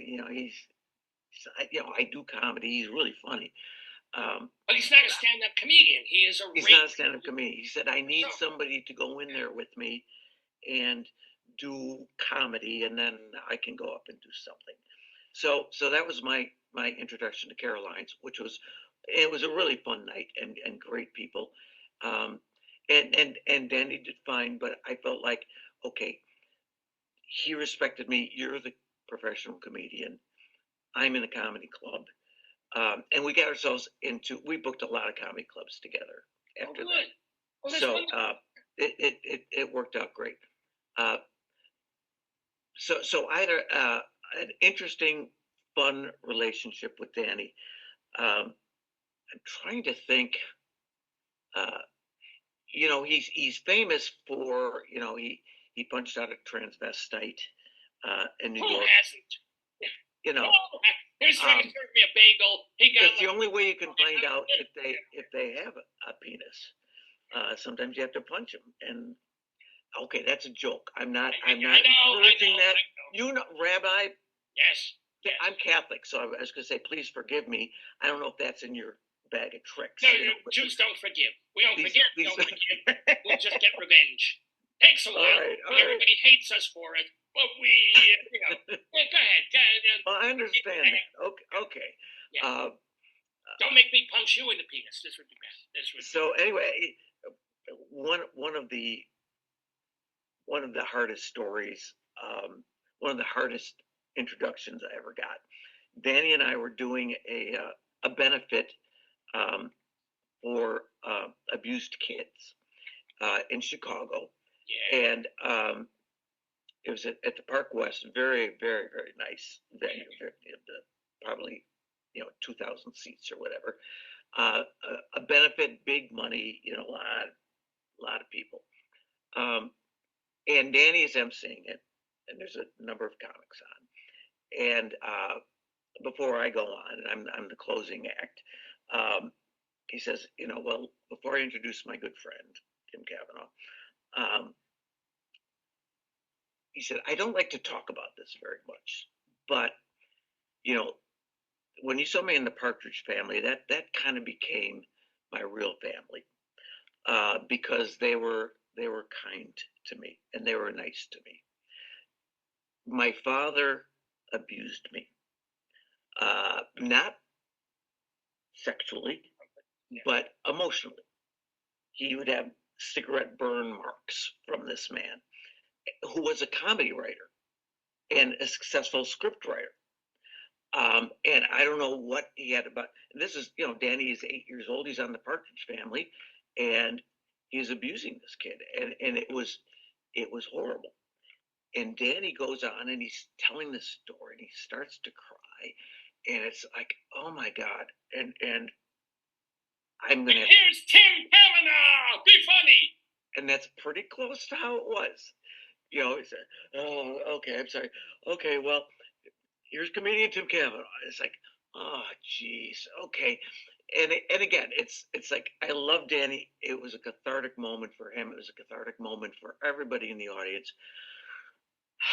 And hopefully, I don't remember exactly how I handled it, but hopefully I know now. I would say, let's take a breath, everybody, and here's for Danny. Special guest Jeffrey Epstein. Come on. Exactly. Waitresses, be careful. Yeah. Oh God. So I don't know why I'm concentrating on these horror stories, except that it's more fun. What's the truth? I could just tell you how nice it was and how everything went well, but no, I always ask also comedians about their hell gigs. I always ask, what is the worst, most crap hole place that you ever blah, blah, blah, blah, blah, blah. I always assume it was that. Yeah, fill in the blank. There are many of them. I worked a place, Grand Rapids, Minnesota. Again, I know you're not used to having a guest like this on. Actually, you just see my show. I am. Wait a minute, but Grand Rapids, Minnesota, or Michigan? Grand Rapids, Minnesota. Very small town. It's the birthplace of Judy Garland. Oh, okay. So it's somewhere over the rainbow. Yes, exactly. You just follow the Yellow Brick Road, and that's where the club is. But it wasn't a club; it was a bar. Us comedians, especially when we're learning our craft, you work at comedy clubs where people come in. It says comedy on the building. They come in because it's comedy. Then there's the one-nighters that they add to these little runs. that, it's a Tuesday night at, Roy's Grill, comedy night, and barbecued beef sandwiches only $1.95. That's the billing. Usually the barbecued beef is on top, and then comedian, and they never have the name. It doesn't matter. And I was listening to people before the show as people are coming in, and I was talking to one person. And I said, "Well, I was hoping that we'd have a little bigger crowd than we have." And the guy said, "Well, I tried to get my friend to come." He said, "Comedy?" He said, "I don't want to go to a place and just have some guy swear at me for an hour and a half." And it was just like, okay, you've not been exposed to good comedy. I was going to try to do that for them, but you just realize that you run into some places that just like they're just not quite ready for this. Well, you are quote unquote known-ish for working clean-ish. Yes. So I mean, you're but they don't know that. Yeah. They just see comedian and they think it's going to be aggressive, in your face, insult stuff, and it's like sometimes it is. It usually isn't, but well, maybe in that bar and grill with $1.95 sandwiches. To me, it's like this could be your starter kit as a comedy fan. For $1.95, and you're probably paying $2 to see the comic. It's like, okay, it's like me the first time I went to Las Vegas, and I'm gonna play blackjack in Las Vegas, and I found a place that's got like a $2 table, and it's like, okay, this is where I'll learn it. I'm not gonna sit at the $5, $10 table. The same with comedy. It's like, okay, you want to get your feet wet, don't spend $80 on a ticket. Go to your local place and get a feel for it, and you'll be surprised at how good some of these acts are. Oh yeah, I mean it's so. Any open mic night, you're always Yeah, again, I'm romanticizing it, but it is, it's an interesting profession, interesting journey, and people come in with all kinds of expectations. I was the only night that I had to go out the back door after a show, and it wasn't because of my show, but I was working with two guys. This is, I think I can just say the name, Owensboro, Kentucky. Again, a one-nighter. They have comedy, once a month or whatever, and it's a variety of things. And I was working with a very, very funny black kid from Washington, D.C. Nicest guy, funny. And then I was working with a Jewish guy, very, very funny. Not so nice, but very funny. Okay, yeah. And then you've got the regular white guy like me, which is kind of what they're used to. There's some places, should I say this? There's some places in this country where black people and Jewish people are not welcomed with open arms.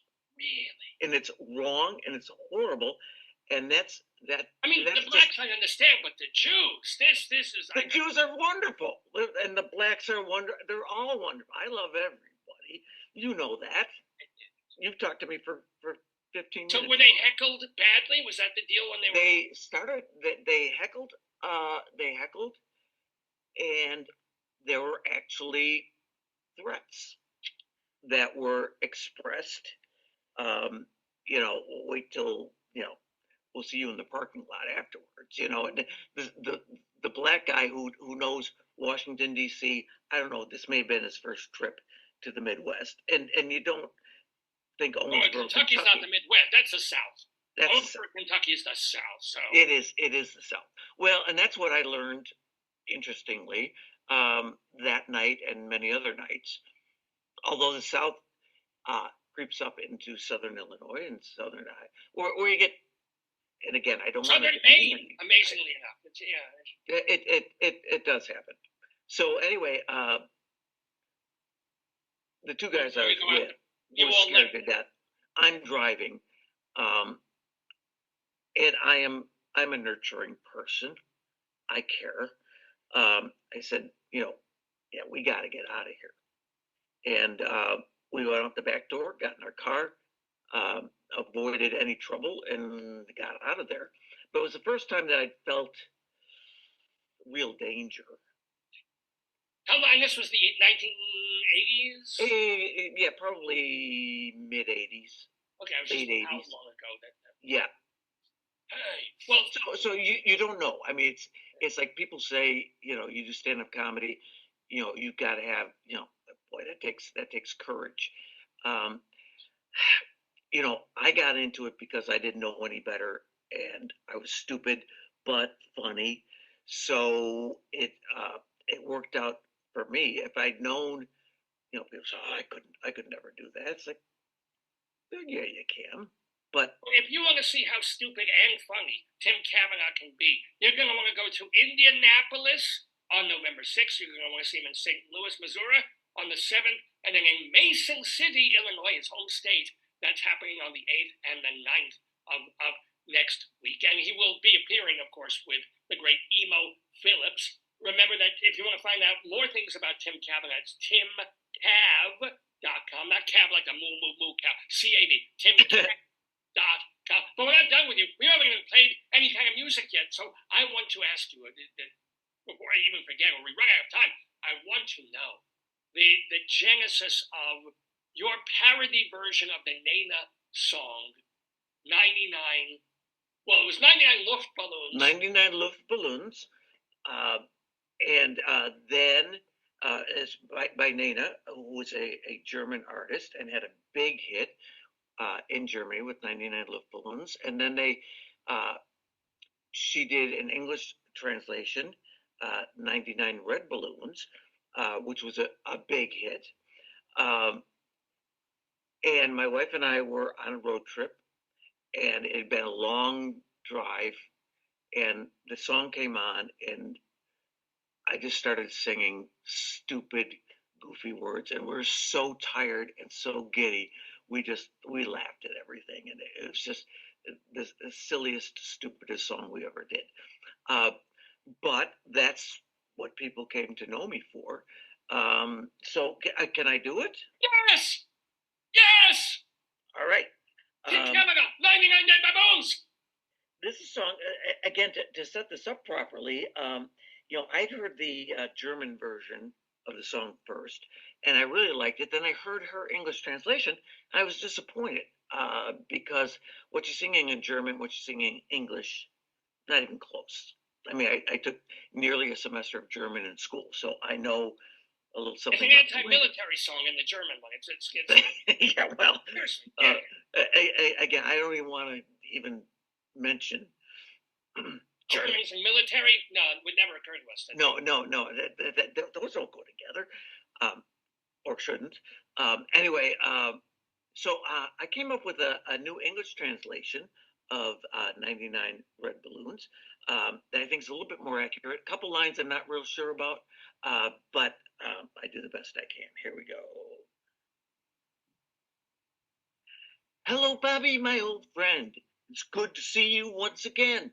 How's your mother? How's your aunt? How's your father's skin diving suit? That's one of the lines I'm not real sure about. I've got something you should see. Back at my place, come with me.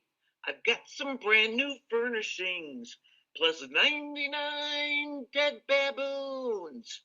99 dead baboons sitting in my living room. Not too functional, it seems, but quite a conversation piece. This one's Jake, that one's Dinah. There's Big Ned, my recliner. No, it's not a lazy boy. Can't you see it's a dead baboon? Dead baboon. Dead baboons. Dead baboons. Dead baboons. How they got here, I'm not sure. Woke up one day, there they were. Luckily, I've got a lease allowing pets if they're deceased. I'm just thankful they're not apes, 'cause apes would clash with the drapes. No more napkins at my parties. Wipe your hands on a dead baboon. Dead baboons, everybody. Dead baboons. Dead baboons. Dead baboons. Dead baboons are lots of fun. Playing water balloons, I've always won. You can keep your dead giraffes and swine. I'll take dead baboons every time. There's just one problem I have now. It's finding Purina dead baboon chow. But what a happy snorkeling device.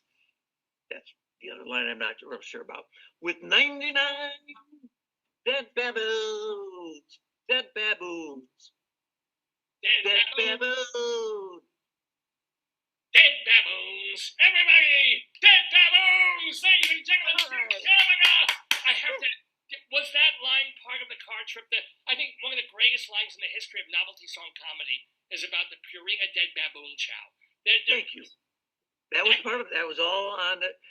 We might have been actually going pretty close to Omaha, Nebraska, which is where Ralston Purina, the Czechs people, make it. The whole Midwest thing, it's ping off. It really is. Not for a lot of people, but for me, it's okay. And did you know when you wrote that, when you wrote the whole song? I mean, you were laughing at everything. You were punchy. You were in the car. Yes. You were exhausted. But did you have a sense when you hit that line that you had something extraordinary? Well, I you know what? I never know what lines people are going to like and what they're. I mean, you know this. You're a funny person. You do jokes, and it's like, you can have great jokes that you think, I think everybody should laugh at that, but they don't, and so you don't use it. But that's a song that when we got home and we stopped laughing, we decided, well, maybe I should try to put this together and try it out, and I got that was the song. It's still my best known song, and it's fun. It's just fun. It's fun and goofy.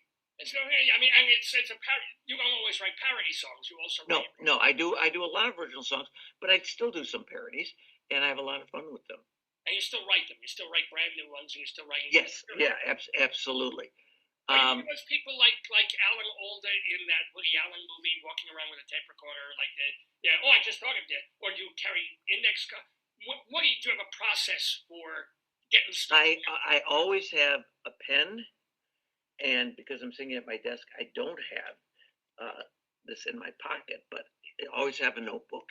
And if you really want to annoy people, say something funny when you're out to dinner, and then say, "Oh, excuse me, Mr. Narcissist has to write this one down because he doesn't want to forget it. So maybe you can put it in his big shot act." It's embarrassing. I usually just try to remember them and not write them down when I'm actually doing them. No, it's weird. Your intonation is sometimes just like emos. Sometimes you do the voices on the face. Maybe because you're working together in such close friends. Because we worked together, we came up together. I had one critic in Chicago who loves emo. Everybody loves emo. I love emo. And he was talking to another comic and said, "Well, Tim Cavanagh, he's a little too much like emo. Emo is really rubbed off on him." And the other comic, God rest his soul, except he's still alive, it was Jeff Garland, in fact, said to the critic, "Well, maybe some of Tim is rubbed off on emo."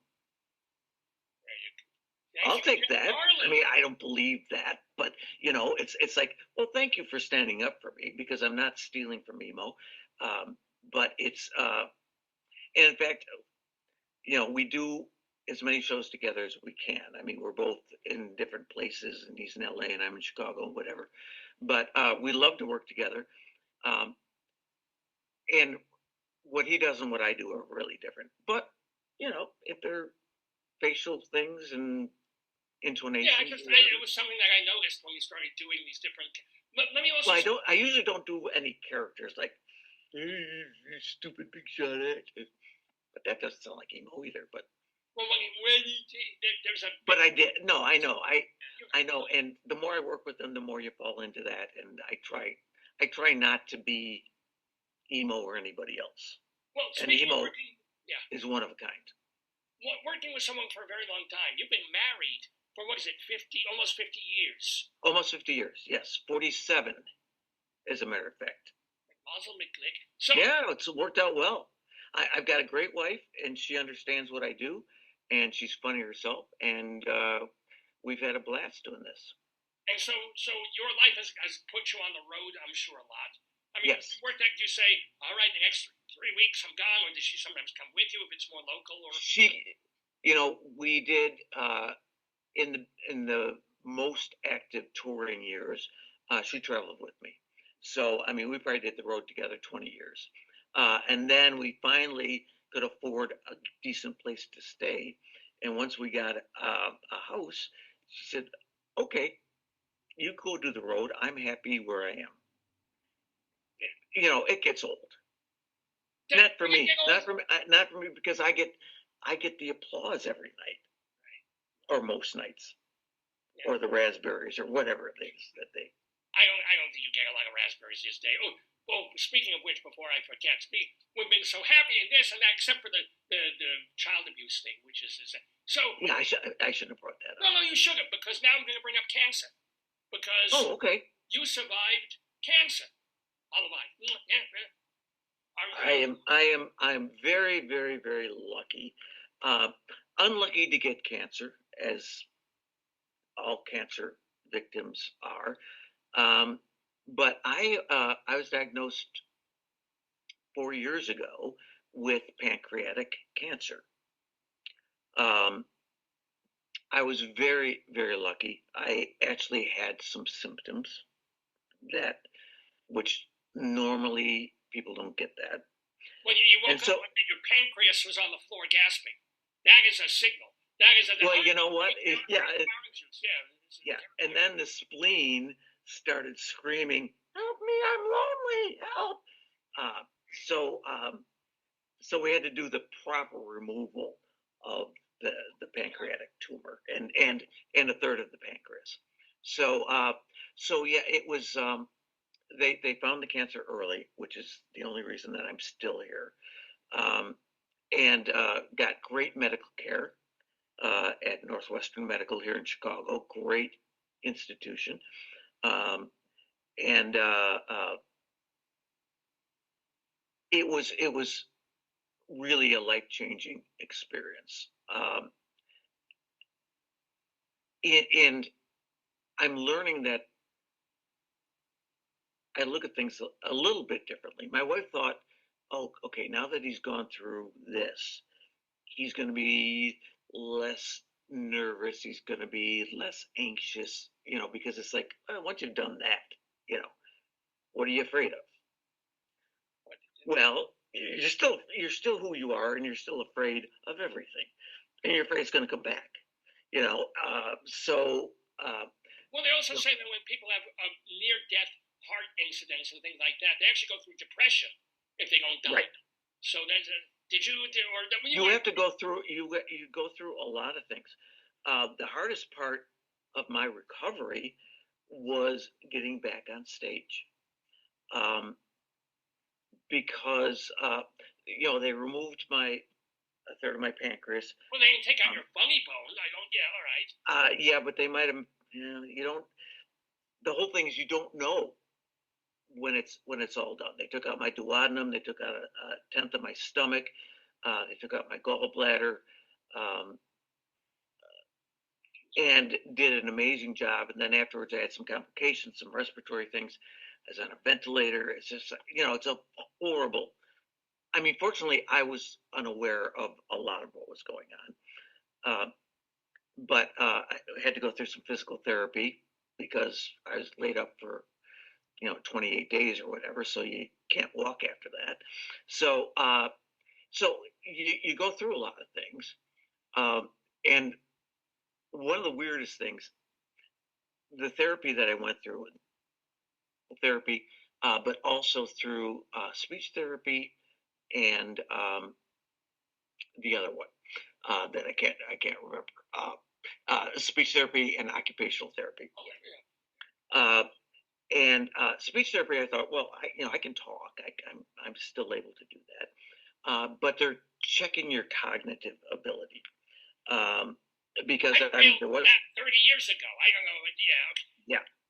Well, there was a point in my recovery when I was having the respiratory problems where, I said, well, we think he was deprived of oxygen for, we don't know, maybe a minute or a couple minutes or whatever. It's like, oh, geez, okay. And so they didn't know, is there going to be brain damage? Is it, what is this? And physically, I'm different. So I was really anxious and looking forward to getting back to work and getting back on stage. But what I learned through my psychologist that the hospital let me use, I'd been through some therapy before that anyway, so I kind of knew what this was about. Yeah, exactly. A lot of people from Iowa and Indiana, but a lot of us Chicagoans have had therapy. Anyway, in speech therapy, they're trying to see how you are cognitively, and you go through a number of tests and stuff like that, and one day they gave me a list of different like puzzles and things like that, and it was like it was too much in that there's too much to do, and so my time was almost up, and I had 2 mazes that I hadn't finished.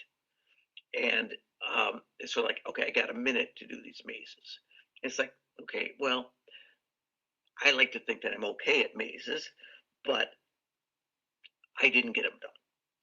And so the therapist at the end of it says, well, you've got some executive functioning problems. Now, I didn't know what executive functioning even meant. Do you know? I don't know. Corporation. I don't know. Yeah. Exactly. But apparently, it's something that was worrisome. She said, you can't do mazes. And I said, okay. I mean, I didn't argue with that. So they'll put me in Iowa with corn on Halloween. Exactly. I'll never get out. Exactly. Wait, don't put your guitar away. We'll want that. We'll do one more song. Yeah, that'd be great. So anyway, the bottom line is, I'm very competitive. I like to think that I'm right. I like puzzles. I've always loved puzzles. It's like, damn, you're saying I can't do a maze? You don't know me. I can do a maze, and I was really depressed for about 3 hours that I can't do a maze. Who never met you, who didn't know anything, right? Yeah. And then I realized, you're 68 years old. When was the last time you needed to do a maze? I mean, if I can never do a maze again, as you say, if I end up in an Iowa cornfield, I'm going to be in trouble. But other than that, it was more important that the occupational therapist went to you and said, what's your occupation? Comedian. All right, be funny. And you made her laugh. And she said, you're fine, get back on stage.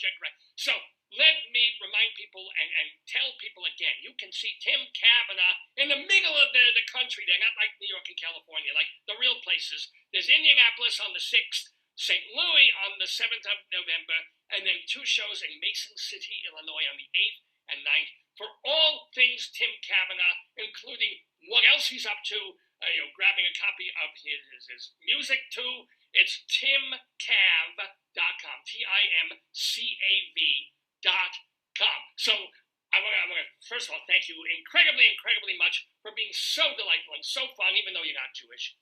I won't hold it against you. Thank you, Saul. And I'm going to be talking to people, and I'm going to try to get my papers changed. So what are you how are you going to go out with us? You know what? I'm going to do a song that is really doesn't need an explanation, which is good. Makes it easier. But it's about being a comedian, and it goes like this. Oh, it's great to be a comedian on vacation. Just relax and have a drink or two. Like I went to this bar last night, and in walked a 10-foot Polish guy, a black guy and his Jewish friend. And nothing funny happened. Hey, I'm on vacation. Play some golf. Had a lot of fun. Didn't even think to wear 2 pairs of pants in case I got a hole in one. Crossed a horse and a donkey. Normally I get a honky, but this week I got a mule, 'cause I'm on vacation. I'm taking time off to rest my funny bone. Why did the chicken cross the road from August 3rd through the 12th? You're on your own. But I changed the light bulb by myself. A blonde gave me computer help. It's great to be. Oh, it's great to be. Knock, knock, knock, knock. I'm not. Sorry, I'm screwing this up. Knock, knock, knock, knock. I'm not gonna answer. I'm off the clock. It's great to be a comedian on vacation. All right, that's more or less. Ladies and gentlemen, Tim Cavanagh. Go see him. Go love him as we do now in the Daverhood. Thank you, thank you, thank you so much. Health to you and your lovely. Thank you, and to you too. I'm assuming. And good things to you, and best of luck on your tour, and all keep us posted on every comical thing that you are doing. Thank you so much. Health to you and your Makatanum. Shalom to you. I misuse Yiddish all the time. Yeah, but it's good enough. We know your heart's in the right, your pancreas and your duodenum not so much, but not in the right place at all. It's in the right place. Shalom. Bye-bye. Rabbi Sal Solomon there, of course, chatting with Tim Cavanagh here in the Daverhood on Dave's Gone By. I'm Dave Lefkowitz. You are watching our 965th episode of the program. We're calling it, what did we call this one? Oh, yes, Defending the CAV Man. I thought that was really clever. Defending the, because like caveman, but it's Defending the CAV Man for Tim Cavanagh. Go see him this week if you are in some of those Midwestern states. And I'm very happy that you guys are seeing me live today on this Saturday, November 2nd, 2024. So, yeah, very, just a delightful hour to spend with Tim Cavanagh. And don't forget, he's going to be on those shows. He's there with Emo Phillips. They're each doing a set. So it's really, really worth your time and attention and your laughter to go see them. I know I've got this red mark here on my forehead. I think it was just scratching my head. There's nothing there. But I do have a bruise on my arm that I want to share with you because it goes to the reason that we were not in the Daverhood last weekend. My wife and I were away, and we're going to talk about our trip to Buffalo, New York. For like 3-4 days, and we just crammed a whole lot into it, and that was a whole bunch of fun. Also on this episode of the Dave's Gone By show, we have our Colorado Limerick of the Damned, where we are going to Balltown, Colorado, for a poem, a short 5-line Limerick poem about Balltown, Colorado. Plus, we have Greeley Times, where we get from the Greeley Tribune newspaper out there in northern Colorado, funny phone calls that actually, real calls that came in to the police department up there in northern Colorado. So it's all that coming up on Dave's Gone By. And let's see, my darling and adorable wife will be coming back to join us for our talk about Buffalo. But since she's not with us yet at the moment, I do want to talk I guess I'll take this opportunity to go off on something, since this is going to be our last opportunity to talk before Super Tuesday, the big day coming up of elections. So, do we have a candidate for president that I am going to recommend, that I'm going to endorse on this episode of Dave's Gone By? Because, I am a famous person. I am an influencer. I'm a superstar. So, of course, people are waiting. Dave, whom did you vote for? And the answer is, I did vote. I did, first of all, I'm a proud voting American. I got my ballot about 6 weeks ago. I remember when we were growing up, they didn't even start advertising the candidates until 6 weeks before the election. And then you start seeing the commercials, then you read a little bit about them, and then you run to the polls on election day, and somehow we voted. Somehow millions of people figured out a way to vote on election day. You had the day off, if it was a presidential election. You had school off, you had everything off, which was great, So, and it gave people the chance that day, and if you had really special circumstances, then you could mail in a ballot. If you were in the military or something, or you knew you were going to be out of the country for a particular amount of time. Now it's like, 2 months before the election. Well, you can vote now. Just send it in. You can vote online. I don't know if you can do that. But you can, all these different insane kind of options. They've had polling places open for the last 2 weeks, right? We were in Buffalo, New York. I went to the Teddy Roosevelt Historical House where he was sworn in as President of the United States. It's a polling place. And it was open. People could have voted that day up through Halloween. So now they've got a million ways you can vote for weeks before the election. It's a wonder they haven't declared a winner already. It's almost a fait accompli by 8 a.m. on election day. And so, 8 billion votes have already been cast. These are the stragglers coming in, actually going to the polls and pulling the curtain aside. I miss that in a strange sort of a way. But I did vote. I did get my ballot. And there's always that reminder of like, oh my God, both.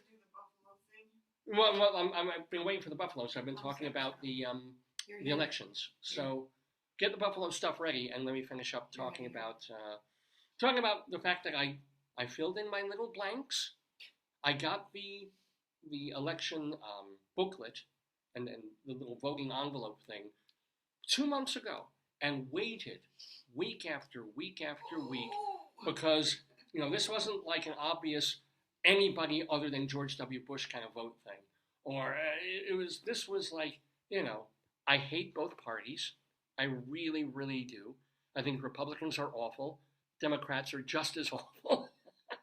In terms of the two major parties that we have running this country, each one has certain things that they do well and that are good. And then each one has things where I just want to smack all these people around and say, what the hell are you doing to America? Both of you, all of you. Stop. Let's have anarchy instead. No, let's not have anarchy. Let's have a dictatorship with a good guy. Let's find a Mr. Rogers to be our dictator and bow to him, and he'll make the country wonderful. I don't know. All I know is it's that whole thing of hold your nose and vote for the least worst. And I was waiting to figure out week after week who would be the least worst. And it came down to a couple of issues. It honestly did for me, right? Because on one side, you've got someone who is crazy, who has, this is my phone, you want yours or mine? Someone who has proved himself, a liar, a con person, a con man, Jesus Christ, let's say con man, and someone who was actually not a bad president at all. But this is also a person who elected the Supreme Court justices who were so right-wing, they struck down the settled law of Roe v. Wade, which is an issue that's quite important to me. Okay, so there was that on that side, and that made me very angry about him, and other things I've heard about him, and other things that he's done, and things that he said, even though in terms of the economy, in terms of American safety, in terms of dealing with foreign policy, this particular former president did pretty damn well for 4 years, until COVID basically pulled the rug out from under him, and it was COVID that kept Trump from being reelected. And then on the other side, you have the vice president of the United States, who is a smart person, a lawyer, married to a Jewish guy. But at the same time, also I'm very, very disturbed and scared of the Democratic far left wing, which has been growing and growing and growing. And even though their heart is seemingly in the right place, their brains are all over the place. And it bothers me that if Kamala Harris wins, she's going to have to listen to and keep accepting in the squad and people like that, and people who just don't necessarily have the right understanding of how important Israel is and how important it is to keep her safe, and what she's doing over there to, forgetting the Palestinians, it's basically a proxy war with Iran. And America doesn't want to get into a war with Iran, so Israel has to do it for us. Now, Biden, whatever he says, has put his money where his mouth is. You know, when it's come to defending Israel and letting Israel defend itself, it's like, here's $8 billion gazillion, go to whatever I'm going to say about you. That's for the public, that's for the press, that's for, not losing the Arab vote. But essentially, you guys, we're in your corner, you were attacked, go. Here's weapons, here's money, here's weapons, here's money. So that kept me in Biden's corner for the past year or so. And since Kamala is the president under Biden, I'm like, okay, you can say what you want and you can make allowances to the far left-wing idiots, but you've been behind Israel, and I respect that and I appreciate that. So when I can push the lever. When I filled in my little blanky blank, I kept those things in holding my nose, hating both parties, and not willing to sort of, I think I'll do the crazy Green Party, and then voting for all these issues. There's the thing about the ballot for something to replace Roe v. Wade and keep abortion legal throughout the country as opposed to a state-by-state thing. That's a huge thing. There's a senator up, there's a congressperson up, at least here in Maryland, and then there's all these issues just about money, about shall we borrow $5 million to protect parks and public recreation?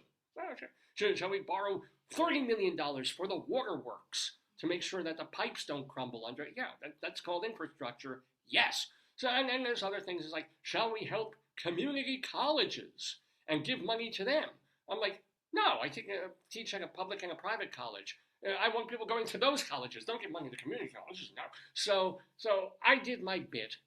Go do your bit. As I tell my students, go into that polling booth if you haven't already. And it has to be now on election day because the early polling is closed. They closed that on Halloween. But go in there, and if you hate everything and everybody, still go in there, pull the lever, vote for nobody. Write in Tim Cavanagh for president. Write in me for president, or at least senator or congressman. I can do that. And tick nothing or tick all the boxes. Just show that you showed up as an American, and you were so disgusted by politics in America and by the system that we have that you didn't sit home. You didn't say, I'm going to let the process happen without me. I'm saying, I'm so hateful of this whole thing that I came in, I went to vote, I looked at the people I was going to vote for, and just went, I'm not going to even go to the judge. You didn't even have to vote for the judges; they're running unopposed here. But but you showed up. But you proved that on a basic level, you have the tiniest little voice in our republic, in our so-called democracy. That you chose to exercise it in a negative way, perhaps, but you didn't just avoid the process entirely. So that is my thing. You've been told by all different parties, particularly the Democrats, go vote. Make sure you vote. Vote. Yeah, I'm saying, make sure you vote. Not going to tell you whom to vote for, because I can't staunchly stand behind Kamala and go, oh, obviously her, as all my Democratic friends are. And I can't stand behind President Trump because of some of the bad things that he did and he represents. And he's a freaking criminal. I can't honestly tell you, go pull the lever for Donald. Can't tell you that either. But pull some lever. And you will feel better about yourself, I think, I hope. Anyway, it's 11:11 in the morning Eastern time here in the Daverhood. I'm Dave Lefkowitz. How you doing? My darling and adorable wife is here, and we still have our Greeley Times to do. Plus, we have our Colorado Limerick of the Damned coming up. I got my cold coffee to drink. Pooey is here. This is my cousin Pooey. This is not my regular Pooey who's over here.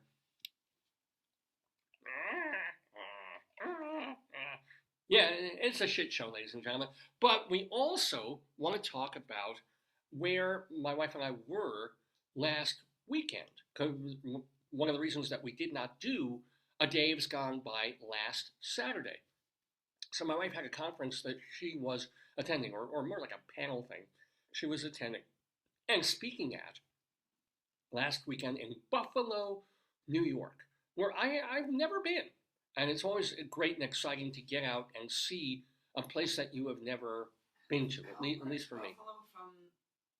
I was in Ithaca, and I was in, When you were younger, you mean? Yeah. No. I was in Ithaca. I almost got a job in Ithaca. Oh, yeah. And then the other place, Rochester? Were you over? No, Syracuse. Syracuse, okay. I've been to, my mom reminded me that we had gone not only to the Corning Glass Factory, that I remember in Corning, New York, when I was Why a did kid. you go there, do you know? Yeah, we were on our way. She had mentioned, I think I was just talking to her the other day. We were heading up to, like, Syracuse, or well, to Niagara Falls. It was our big Niagara Falls, New York trip, and on both sides. We were going to see, like, get on the Maid of the Mist and go to the said falls. We could have gone on the thing, Even without we didn't take our passports. Yeah. Back when I was a kid, you didn't need a passport. No, You could just go. Could probably go just for the falls and back, but you probably couldn't go deeper. I don't know, maybe. They seem to say it was okay. But you and I have been to the falls with a critics trip about with 15 Barbara, she's now dead. Barbara Gross was on the trip with us. And I remember because she was so little, she was afraid she'd blow off the boat. We were on the bow, like the front of the boat. It's a yeah, it was blowing and windy and rainy. Take you around, and and it's like, but it was a lot of. They give you like a garbage bag to wear, like a raincoat. But she probably weighed all of 90 pounds. She was tiny, and she was very afraid. I remember she would was holding on to me. I'm like, you're not going to fall over. Yeah. She's like, you never know. I love that.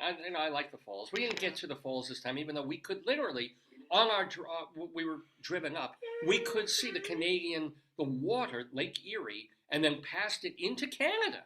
We actually looked at Canada just last weekend, but we didn't get there. We drove past tons and tons. It's amazing. I was just talking about politics, going up to like Western New York, because technically, even though everything above New York City is technically like upstate New York, which is really Westchester, but where we were all the way up in Buffalo is really Western New York rather than considered upstate New York. But it's a lot of Trump country up there. We saw so many signs. There was one person had like a big snow shovel machine. Truck, yeah, and it said "Dump Kamala" in spray paint on the machine right out in their front yard. So we were in some hicky kinds of places too. Heading up to Buffalo, New York, and what was really, really nice is the folks who were setting up this conference that you were at put us up in a very, very well-known hotel. And not a Motel 6 either. I'll find it for you on yours. Okay. Oh, please, yeah. Oh, we have pictures here. Give me we do on my phone. Oh, on your phone, here. Yeah, I'm looking at them both. Oh. So if you go to... Oh, sorry, yeah. If you go to SUNY Buffalo, the State University of Buffalo, New York, one of the things is, basically on campus, is the hotel. And it's... we have you in the big chair. We have the museum. Yeah. Oh, you have to send the Cudmore to Bob Cud. Oh, I didn't do that. Right. So this is the drive. So don't show me in the drive, but the drive. Because it was a long drive. But we were driven from... Where's you in the hallway?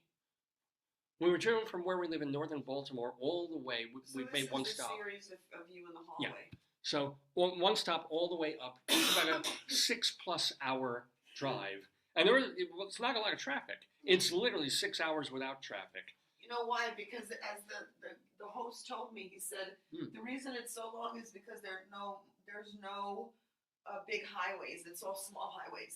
Like there's no 70. He said like there's no Yeah, 70 we were mile on an hour. for about Yeah. 10 minutes He's on a like, 70 mile an there's hour no, and highway. I asked him, Yeah. I said, when you go like into New York and stuff, what do?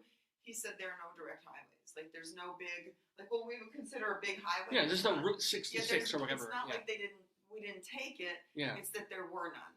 Yeah, which is why if there were a big highway, it would probably be like a 4.5-hour drive. Yeah, but it was fun. Was the state psychiatric? Well, let me talk about the.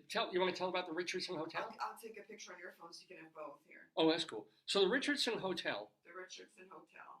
In Buffalo, New York, is where, well, it had been, and this is so appropriate for me, it had been a psychiatric hospital. It's this big castle, turrety looking building. If you thought, if I do believe that Stanley Kubrick shot The Shining in some hotel in Canada, but he could have shot it at the Richardson. The Shining was shot in Colorado. Oh, it was in the Brown Hotel. Yes. That's right, the Molly Brown house thing. Yeah, correct. You're right.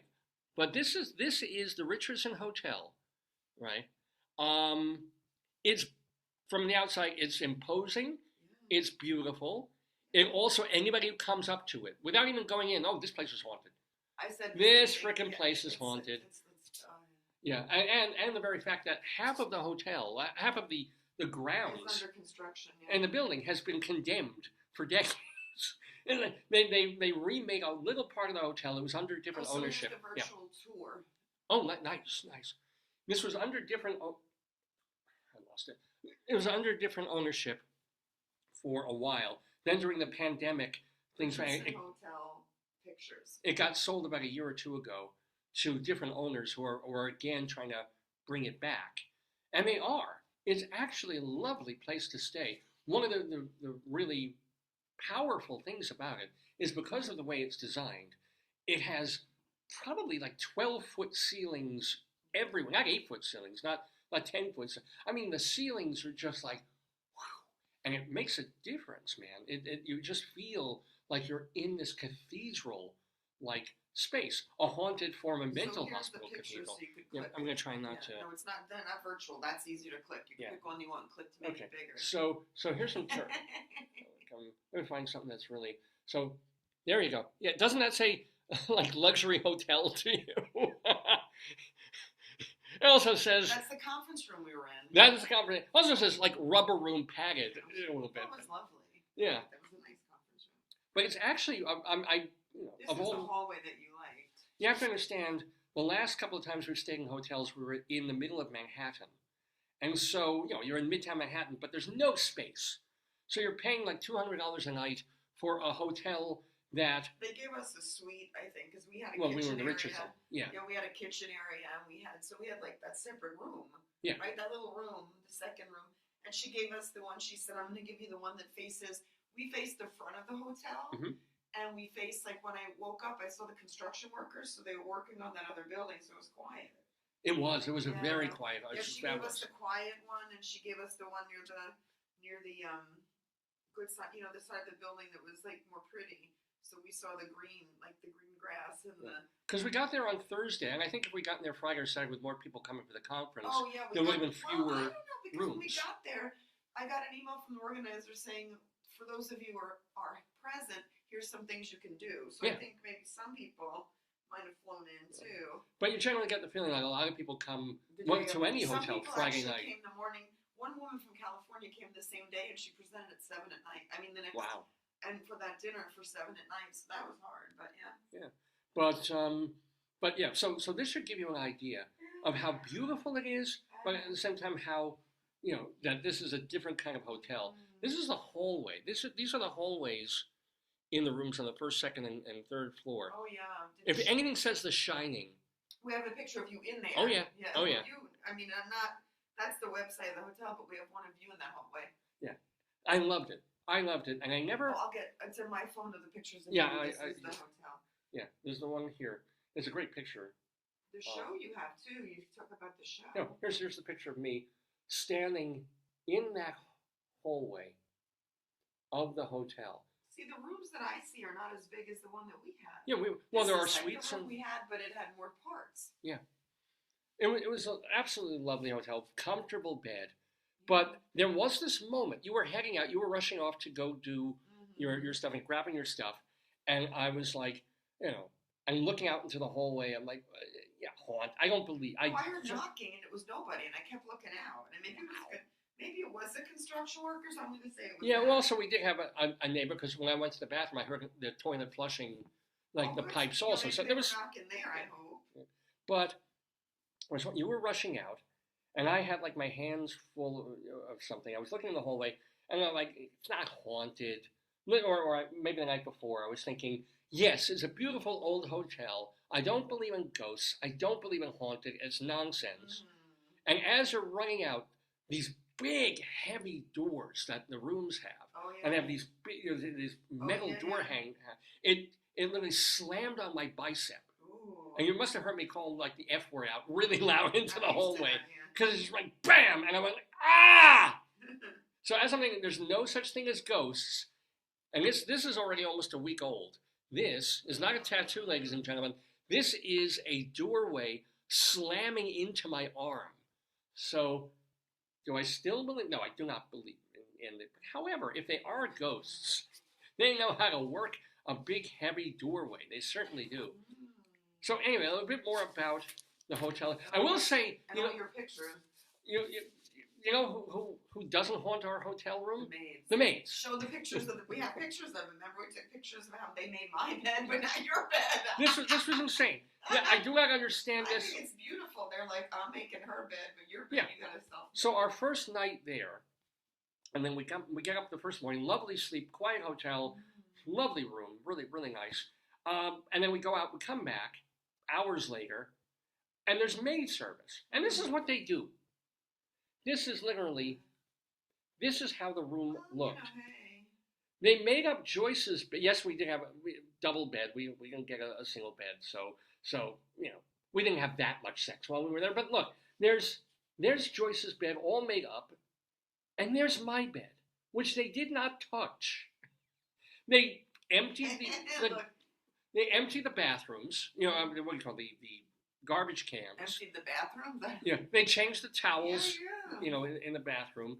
Left my bed unmade by the maids. I put the comment of the timcav.com. I should have put www. Well, you don't need www anymore. Everybody knows Tim Cav. So, and then, a night later, we're like, okay, I'm not sure what the hell.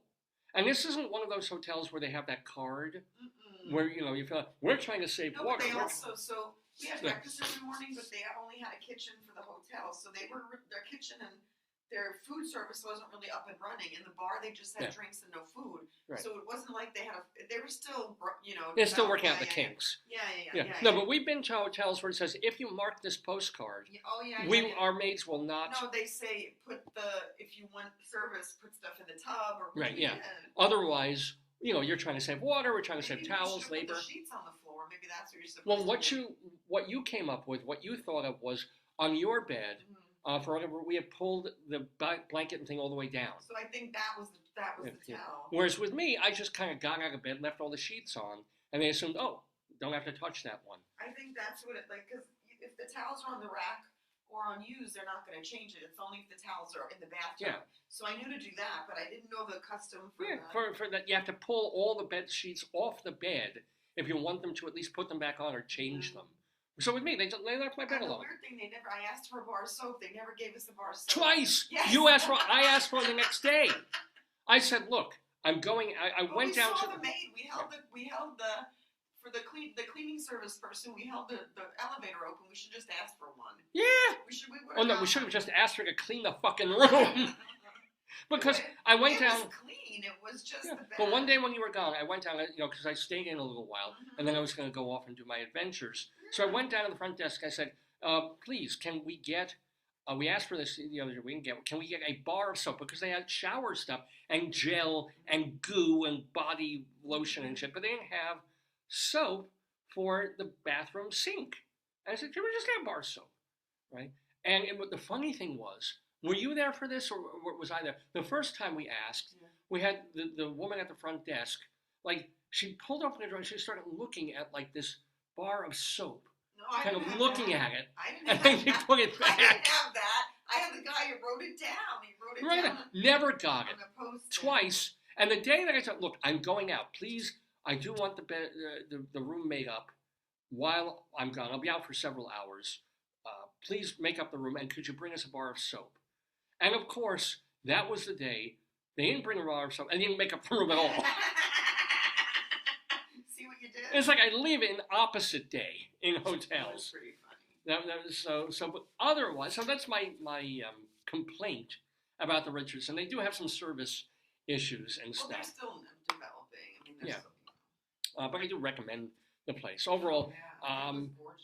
So The here's only thing that made me sad is because I love to shop. I didn't get to go to the fair. They had like the fair like in Lincoln Center, or in the fair they have in Lincoln Center, and the fair they have like in Bryant Park. They had all those little booths with like stuff that I wish I would have seen. You missed it, but you didn't miss What was a it, lot. like food or I don't because know. literally right outside the hotel, Yeah, just between the Like in hotel and backyard, yeah. the Buffalo University campus, they had all these booths of one place sold crepes, another place sold like little tchotchke things. I was also on the way to the theater, so I didn't really get to. Mm-hmm. I wasn't really looking for a lot of stuff. And then little kind of food things, ice cream thing, some place where you could get something that they were charging $15 for that was not worth $15.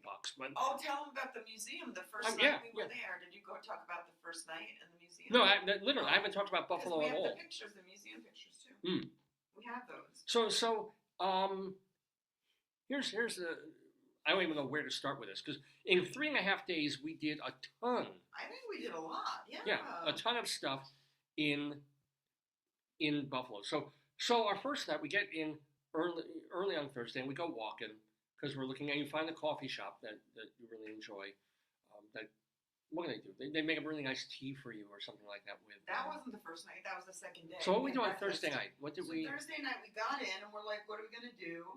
And then I'm like, okay. They're the ones like, oh, we have breakfast in the morning, blah blah blah. And then you're like, okay, where are we gonna go? Did we hit the museum on Thursday night? And we ran into the psychiatric nurse in her scrubs, and we were in the parking lot. We're like, how do we get to the The AKG Museum. AKG Museum, and she gave us directions through the parking lot, which were the best, the most direct. And then everyone said, oh, Elmwood, like you could go shopping. So we're like, okay, we're gonna go to the museum. And then I always like museum food, so I wanted to eat there. But I have pictures of the museum stuff we took, if you look. Well, yeah, because the AKG Museum is major. If you've never heard of this place, I don't think did we have lunch? No, we had like. No, we got into town at like 5 o'clock. Yeah, no, we had dinner at the museum. And I have a picture of you eating your ribs, or whatever that meat was. You know how you do here? I'll show you. Find your pictures again. Yeah. Because Because every time I make them bigger, then I lose them when I try and make them smaller again. the way you can do it is if you click on the picture thing, you can look. Okay, so, oh my God, this is. So it looks like here's the museum. Mm-hmm. You can show the Cudmore. This is the hotel when we first came in. Some of these are along the route. The pictures are driving. So if you want to show what we saw in the trees.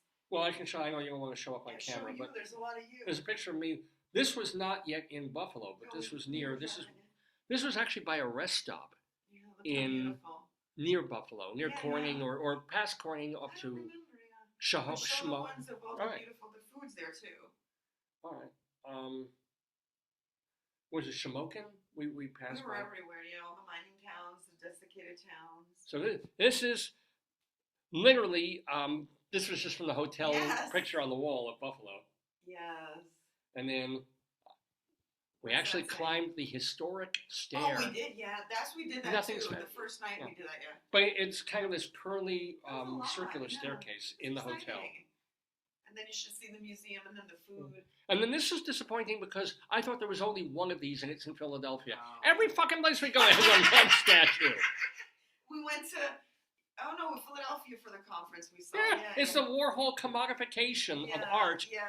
Like, love it. All right, fine. Let's see. What's that? Oh, that was, well, it doesn't matter if I show it, but that was the safe you don't show at the hotel. No. And then we had... That wasn't the hotel. We had a check card. I had to check my nail clippers at the museum. Oh, yes. Yes.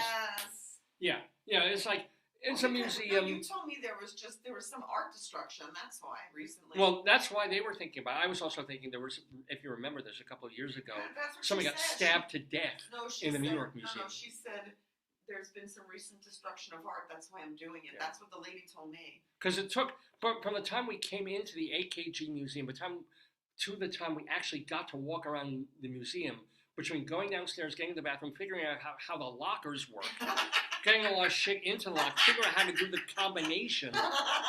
The woman loaned us a quarter, so I had to give the quarter back later on to put in the thing. Oh no, that was at the other museum. That was I at didn't have to pay a quarter. No, that was at the Birchmere. Yeah. But so here's some of the more modern-ish art at Oh, look at you. the Best museum. friends. That was And then- Mirasol, right? Was that the name of the woman? Oh, I think you're right. And then That's your friend. Yeah. Google Eyes. I You love got that your one. friend, big Google Eyes. And yes, this is an original. This is an actual Warhol print. It was like vegetable soup, wasn't tomato soup. And the rather interesting thing is these are painted so that they make it clear that it's not like they copy Xerox. It wasn't a lithograph. Yeah, They're not all exactly the same Camel soup cans. Here's a Liechtenstein, I believe. You okay? And here's, and of course there is a Kahlo, an actual fairly major Frida Kahlo painting. So the AKG is a pretty, Show the food and the music. And here's the Dachshund. So yeah, and at just our luck, we were there. Do you mind if I show this picture? It's so cute of both of us. Let me see. That's fine. So here's my darling and adorable wife. No, that's enough. All right. Yeah. This is more importantly, this is me with food. What did you have? Remember? Okay. Oh, So this is yeah. David. This is called passive aggressive. He's I love museum food. I have my salad. They put a fried egg. It's lovely. Mhm. And I had my tea. It was delicious, right? Yeah. And then Dave's like, you always ask the people, what do you like? And they're like, well, not the ribs. It's salty. I think you should get the fish. And I'm like, do not get the fish. She'll be disappointed. I said to the woman, thank you, but he loves ribs. He should get the ribs or he'll be disappointed. And then you proceeded. Well, I don't know if their fish was amazing, but Yes. they did have braised Yeah, short ribs. short ribs. What I thought would be like what you usually get with I'll short find ribs. The menu. What is it? The AKF means AKG. AKG, right? Museum in Buffalo. Usually, you order short ribs, and it's this flat bone with a bit of meat on it. This place, man, and it was pricey, but oh my God, you just got this hunk of soft braised meat. It was called Cornelia. That's the menu. I'll give you the Oh menu. yeah, in wine sauce. With a little bit of béarnaise sauce.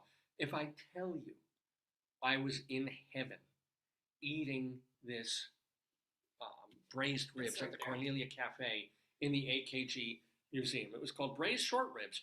Red wine braised short ribs served over boursin and flat mushroom risotto, which was delish. It was delicious, yeah. And grilled, not broccoli, but broccolini. It was delicious. Which must be Italian so good. broccoli. And then we had what there? Well, what did you have? You had a salad, right? I had a salad, but what did we have? They had, and then we sat down because my feet were so hurty.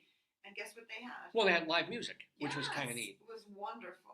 And so we're sitting there with literally a live band, Yeah. sitting live entertainment in the lower rotunda of the museum with a gift shop right next to us. It was you couldn't have asked for a The guy better tried introduction to Buffalo. To get us to buy a neon yellow hat that said the museum name. I'm like, that's the one thing we couldn't buy. Yeah, Remember? yeah. He showed that. He's like, this is a great souvenir. I'm like, that's the only thing. Yeah, no. He's like, you'll never, because I was looking for He you. was a guard. Why was he trying to sell us He stuff? said, you'll never lose him again if I got that hat for you. Because I was like, David, where are you? And then you were like, he's like, get him the hat. You won't lose him. And I was like, okay. Which is probably true, but it's like. And I told him as a kid at the YMCA, I had a different hat because I couldn't swim.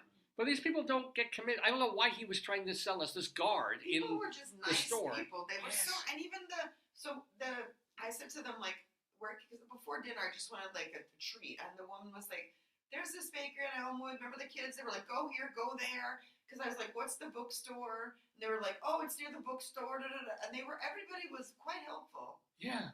I'm gonna look for what was the name of the bookstore? I got a calendar. Oh boy. That I don't necessarily. It was not Aloysius. It was something like that. But Talking Leaves, right? Yes, Talking Leaves bookstore. That's Jason correct. Pictures, Yeah, which was kind of neat. I hit a couple of bookstores while I was there, but remember what bookstores used to look like? Real bookstores, not fucking Barnes and Nobles. And we're looking at Barnes and Nobles still, but that was cool. And they had delicious peach tea, and you had some kind of, I don't know what you I ate. don't remember what I had, but I think that was the next day. I had a quiche, and you had some kind of thing. You didn't like it. You didn't like the pesto. It had some kind of. Yeah, it wasn't my. It was like a pesto, ham and mushroom or ham and provolone or something. It wasn't my thing. It was a panini. Yeah. Not my thing. But okay. But here's the deal. We had walked, my wife and I, on like the first day in town. We walked up Elmwood Avenue a bit. We were just checking out things, going to that cafe, going to for the tea and stuff. And so the next night, I am going there, or was it the first night? I think the first night we were there, I went to the theater, right? Or was it the second? Let me think. No, it was the second, because the second night I had a you had dinner with people, so I went to. Yeah. But the second day in the morning, we walked down that street, the Elwood Street. Right. So we could figure out like where the theater was if you wanted to do it. We just got lay of the land, so we walked down Elmwood. So we go down Elmwood, which is a major avenue. And I got blueberries in the store, and then we saw the same police people like 27 times. Yeah, saying, we saw this. How you doing? Yeah. Two cops walking together, one woman, one man, both of them about my height. Beat cops. Yeah, but they're literally like the policemen were like at my eye level, and they're very friendly, like hi, like Canadian. And we were on our walk. The cops were walking back and forth. I didn't eat anything of it. Past like the church, the playground. Yeah. So the next late afternoon, early evening, I'm heading downtown to go to the theater, which I haven't been to since I was back in New York in like July or August. So I didn't feel the need to go run to see a ton of things in Buffalo. When we were there, they were actually showing Hamilton, but in deference to my wife, I didn't go see it.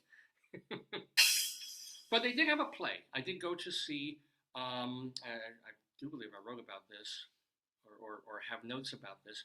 Went to see a play at the American Repertory Theater, or the theater company that uses the space downtown. Well, it's funny because I thought it was particularly funny because you saw jazz music the night before. Yes, and it was a show. Thank you. Everything jazz, right? Yeah, the show had to do with, it was a 2-character show in a place that really made me remember, with mostly joy, going to off Broadway when I first started reviewing shows in the mid and late 1980s, all the way through the 90s. When I'd go downtown, either downtown or mostly on Theater Row, back when Theater Row had the Harold Clurman Theater, the Samuel Beckett Theater, the Nat Horn Theater, all these little dinky rundown. I didn't care, right? These dinky rundown places down on 42nd and 9th and 10th Avenues to see shows that weren't perfect, but they had talent. They didn't have a lot of money. You were there to see a play. You were there to engage with an author's work, and that's exactly what I was able to do, because there was a play being done by this repertory theater by a guy that they do a lot of, a guy named Mark Humphrey. Is it a local writer? He's both he's Buffalonian. I know too many Buffalo. And every other year or so, they do one of his plays, and he's not untalented. He's pretty good. And this one is about off Broadway, right?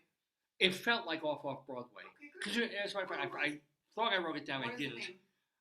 And I don't have a program. Jazz singer play in Buffalo. Humphrey, yeah.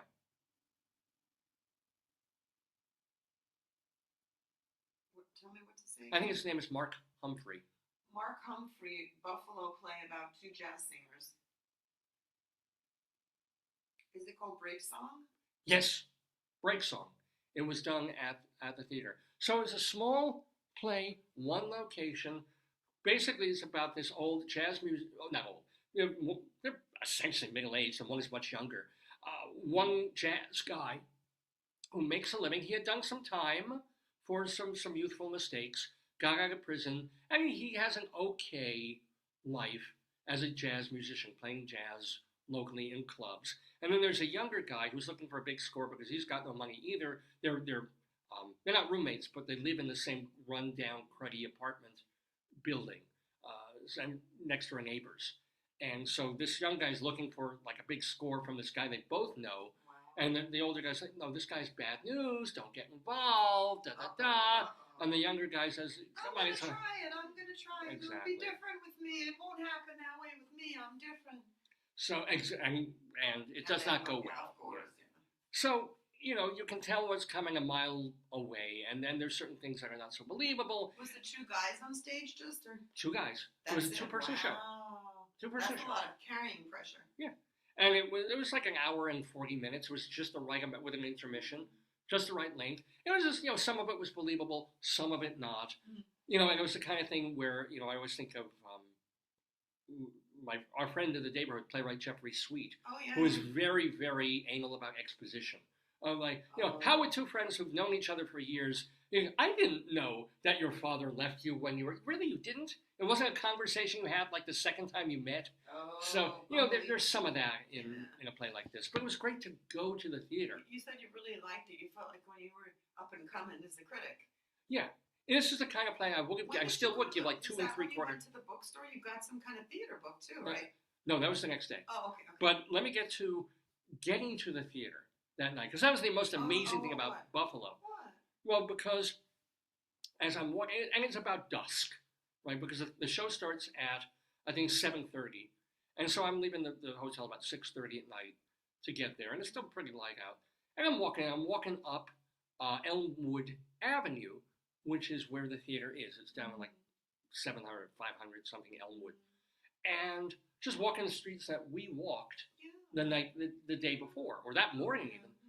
And so I'm walking, and now there's this guy who's walking sort of in front of me with a dog. And he's got like this big, not a poodly dog, but a floofy, well-groomed dog. And it's dusk, so he's in front, and he's kind of starting to look back at me. And I'm starting to look forward at him. And, you know, we give each other that look, and my look is like, dude, you're like twice the size of me, and you got the dog. Yeah, you're worried about me? A poodle? What's a poodle gonna do? Show you how beautiful they are? Hello, I'm beautiful, I'm a poodle. It was more like a Shih Tzu doodle. That's not like, you know, it's not like a German, it's not like it's a Rottweiler or like a Pit Bull or a German Shepherd. True, but I mean, you know, of all people, if he's going to be scared of me, and I'm a stranger in this town. It's getting dark. Yeah, that's true. I'm walking down these streets, and some of the streets are sketch. Yeah, he doesn't know who you are. So finally, he turns back and says, you know, just sort of, he's like, nice night, huh? And I'm like, oh yeah, you know, new in town, blah blah blah. And then immediately we hit it off. Immediately start talking, like old buddies. And then I'm asking him the invariable question: okay, we're here for 2 days. Where do we go? What do we eat? What do we see? Yes. What do we do? And he's very voluble and very friendly about it. Good. And he's saying, and then as we're passing this bar and grill called Breezy's down on Elmwood Avenue. Let me look. Give me your thing. Yeah, look for Breezy's Cafe. And he says, oh, you know, somebody got shot dead there yesterday. Breezy's Cafe in Buffalo and Elmwood. And I'm like, what are you saying? And he said, yeah, yesterday Breezy's afternoon. Burrito Bar? Oh, sorry, what? Breezy's Burrito Bar? Yeah, that sounds right. Okay. On Elmwood, yeah. And he said, what happened was That's it. somebody set a car on fire. They literally broke into a car, set the thing on fire, and about an hour later, there were 3 gunshots, and someone was dead, was blood all over the sidewalk, Wow. and was lying there dead. That doesn't really look like it. Well, this is the inside, which I did not go into. Looks good, looks tasty, looks like a fun place to go eat food, but Let's see. and it just gave me a little bit of a shudder because we were down Elmwood, the two of us. We were in front of that bar. Yeah, they're mostly inside Walking. shots. Yeah. And probably it's would have been 4 hours after a horrible shooting and police tape and everything. You know, because this was a fatality. This was a murder was committed. Right? Probably a drug deal or who the hell knows This what. excellent food, super service, central location. Can you see if there's any follow-up? Because it's been a few days now. The shooting on I'm Elmwood. looking at their website. They're doing a Halloween party. Yeah. Panico shrimp Halloween party. Oh, the happiest hour in Elmwood. I don't think so. Okay, I'll ask for news. Yeah. News about shooting on Elmwood Street in Breezy's Bar in Buffalo. Has there been any follow-up since last Thursday? So it's been a week now. Person shot, killed, Buffalo's West Side. Yeah. Because Elmwood has had its share. And that's the interesting thing about not just Elmwood, but the other avenues in Buffalo. You'll go down one block and it's gentrifying and they have these old mansions and beautiful houses. And then the next block, half of the things are abandoned. It's sketchy people, sketchy feeling. Like, I want to get past this block pretty quick because the next block's kind of nice and it's got a new restaurant there and all sorts of. Buffalo's very much like that. It was 2 p.m. Thursday. It was literally when we were still driving into town. Shot and killed on the west side. It was on the 500 block of Potomac west of Elmwood because the bar's on the corner. No other information was made at the time. But, this was the initial release about that. But anyway, so that was really interesting. Walking down this street where there had been literally 26 hours later, it reminded me that a city is a city and stuff happens. And that, when was it? When the Jets played the Buffalo. The president of Elmwood spoke out. Yeah. Jets played the Bills, and someone on the New York Post comment section said, that's why Buffalo is the armpit of New York. I never heard that. One person is dead after a shooting on the city's west side. This is a look at the scene on Potomac Avenue just a few hours ago. Police have not said who the victim is, but they say the investigation is ongoing. Yeah, okay. So that's we were there. Except we were there, thank God, not when shots were raining out and someone was killed in I guess, hot blood on the streets of Potomac Avenue in Elmwood. So I made it alive, and this guy was very nice, and we were talking, and he worked in Jerusalem.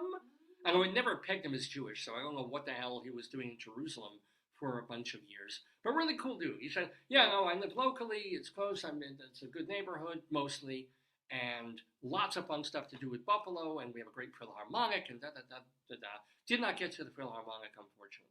But, it was good to go to the theater, see this theater building.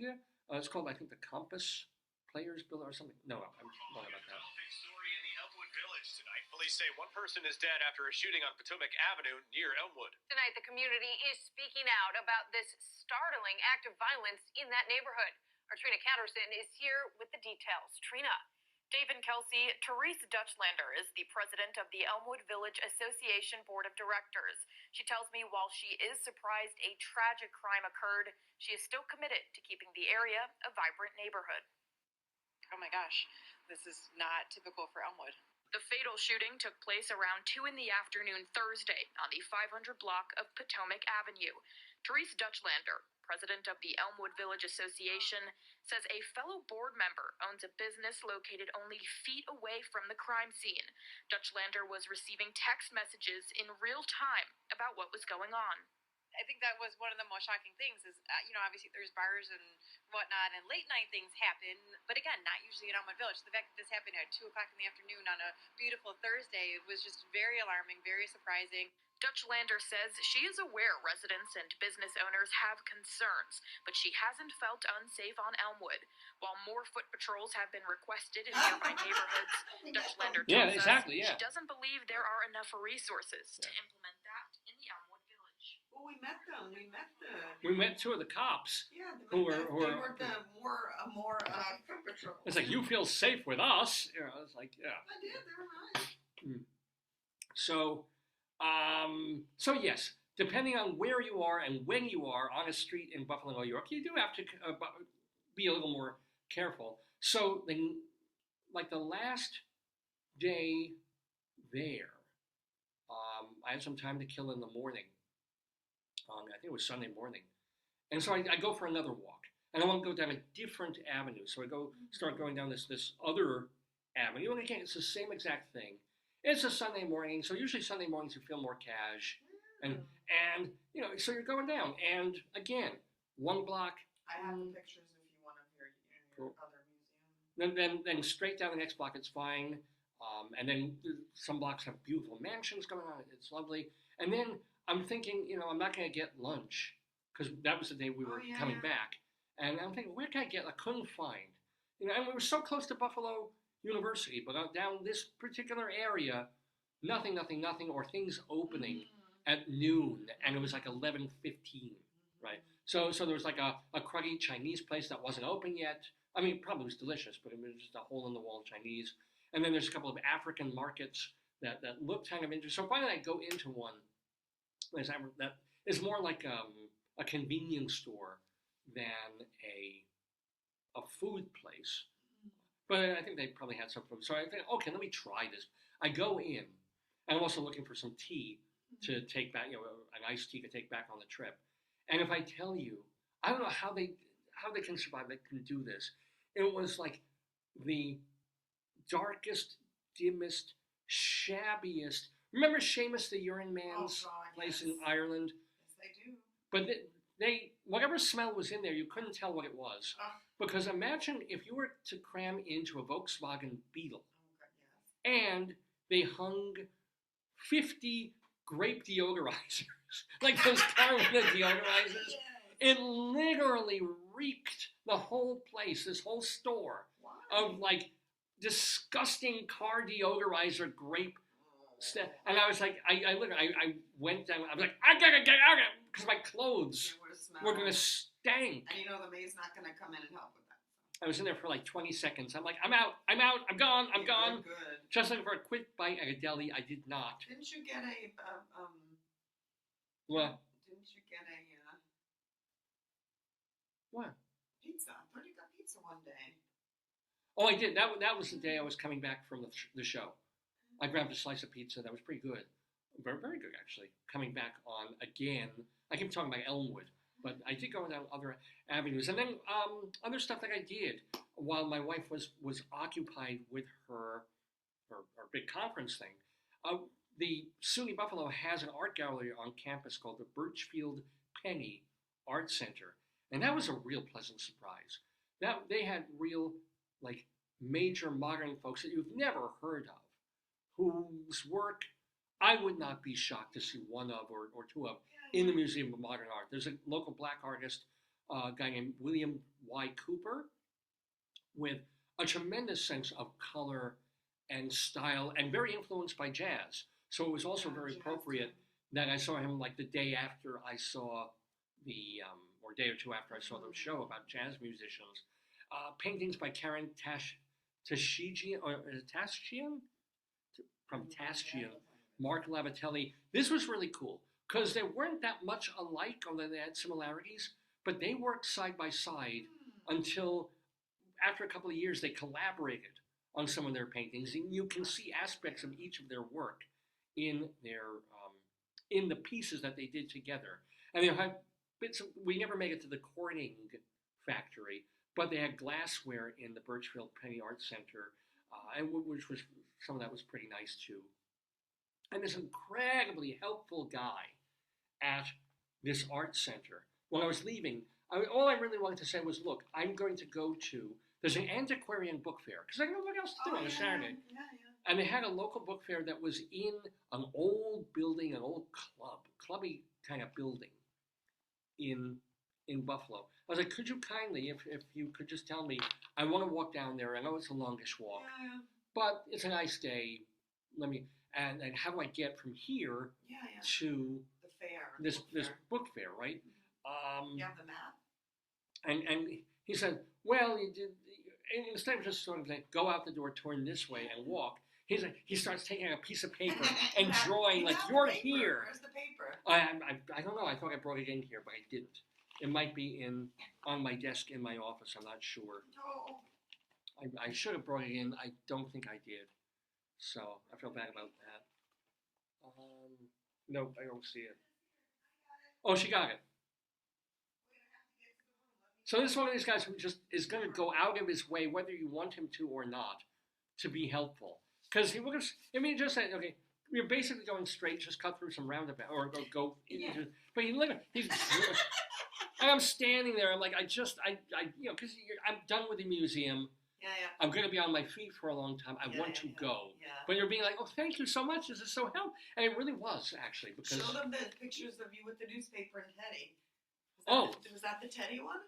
That was the day that first I went to the antiquarian book fair, which was small and interesting. But it was you got 2 books. I did. I got 1 book. You got a theater book and you got another book. Oh, that was the next day. I went to a bookstore. But yeah, I went to this fair, and I wasn't really going to get anything because I'm not going to buy, we've given away and sold so many books I used to have in New York and Colorado that I'm not into, like, buying books or anything. But I couldn't resist because I'd been back to the theater and small theater for the first time in a long time. Oh, here's some of the stuff. Here's the pictures of the Teddy Museum right here. Yeah, no, you didn't take that. That would be on my phone, not yours.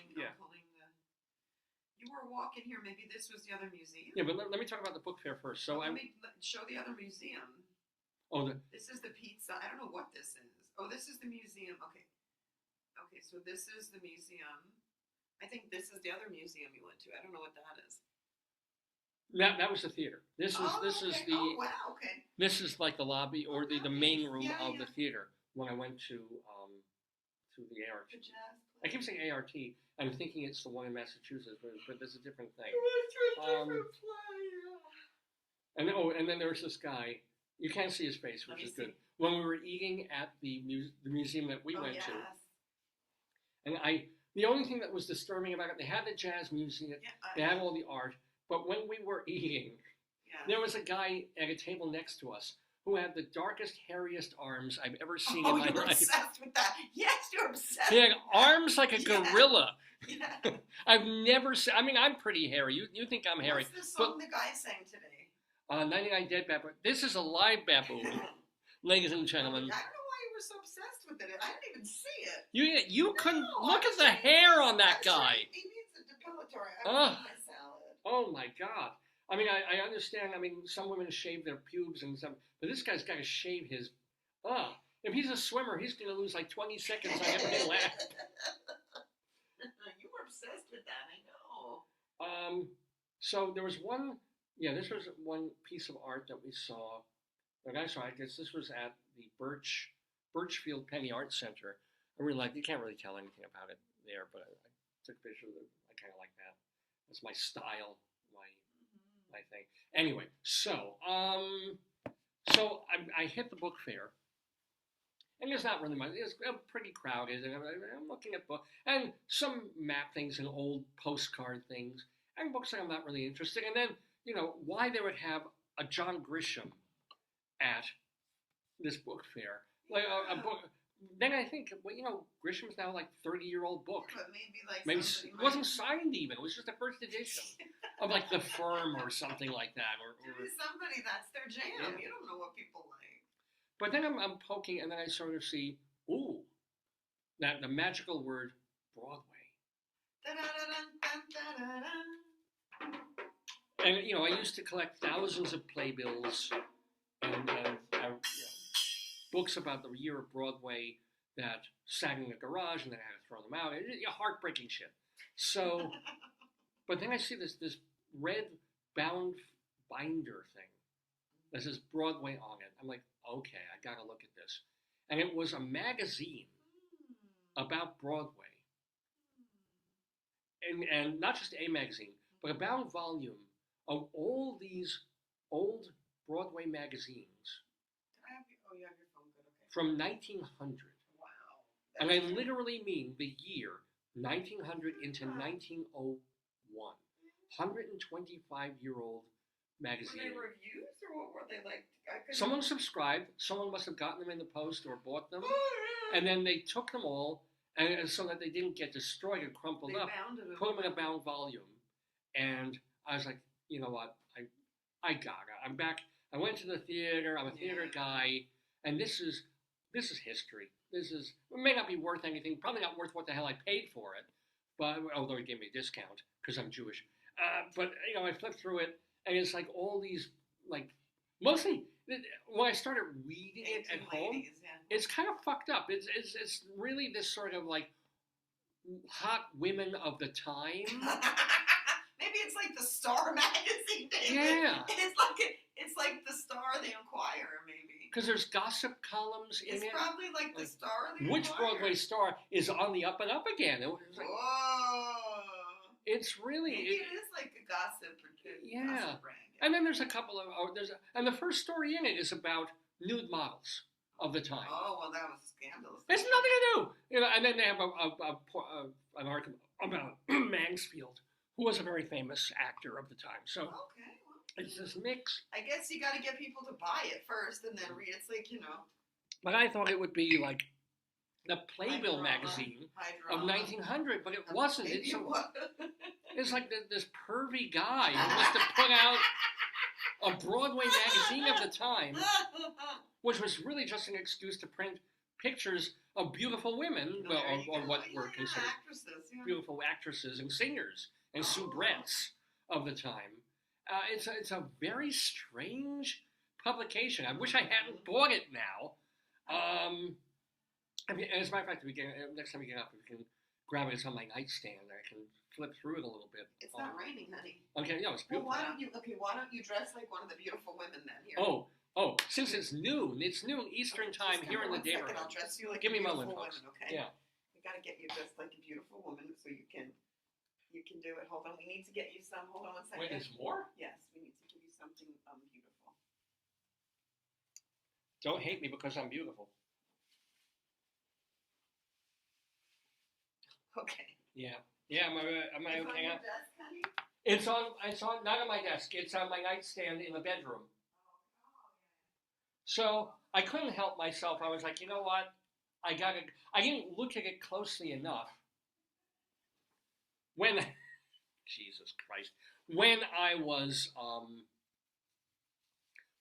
buying it at the book fair, I just saw there was a Broadway magazine from 1901, 1900. And I was like, you know what? I gotta grab this. I got to get this thing. And so I did. And it's worth a look. But I thought it would be so much more interesting and so much more about like theater of the time and reviews of shows or promos or things. Because back in that day, there were 100 shows, 50. You have to be a beautiful lady. Talk like a beautiful lady. At any given time. Talk like a beautiful. Make yourself beautiful with your beautiful hair. But take a look at it. Here's Broadway magazine. Now you emulate that pose. Again, let's see what it says here. Take off your wig then, huh? Yeah. Or I can put this on and wear the wig. Let me just do it. But I also got fix your lady hair. Fix your lady hair. Make yourself pretty. There we go. And fix your barrettes there. Oh, here it gets in my face like that. Fix Okay. the purple barrettes there and make it pretty. It is. It's perfect. It's lovely. Notice, by the way, Menon, you wrote, bye, Menon. Please note that back in the day, you could get toilet powder. Nothing like toilet powder all over me. Part of it was also getting about the old ads, which are kind of great. I love it. Well, toilet powder is important for your toilet. But here's the deal. Look at a sample issue. I can't of Broadway magazine. Don't put it near the outlet. It's flammable. Okay. From January 1901. Yeah, she's like gorgeous. sort of a cute little whatever with her hands in her muff. And she's also got she's a flapper. Yeah, well, it's like pre-flapper. Yeah. Dressed like that, yeah. Now, check this out. Okay, the cigar. First of all, I should have paid less for it because there are certain pages that are torn out from God knows when. So there's missing pages here. Look at that! Look at that hot chick showing her titties almost. Wow. And then cigars, which are erect, seeing the. That's like a weird, yeah. It's a very, very strange thing. More actresses of the day. Wow, look at those. Now that's long, luxurious locks right those there. Hussies, woo! Lots of long, luxurious bagels and locks. And then we have, and I don't know how he gets in there. Wow, he's a dandy. I like him. It's like, yeah, girl, okay. Something for the ladies, right? We need something for the ladies. Broadway 20th Century, January 1901. Mm-hmm. These features are especially readable, unusual, beautiful, or something. 20th Century Stage Beauties. Ooh. The most immoral play of the century. Whoa. The Song of the Typewriter by Walter Beverly Crane. Oh my God, how could they play that? The Prize 20th Century Degenerate. Don't give me. The Rise of Pittsburgh Phil.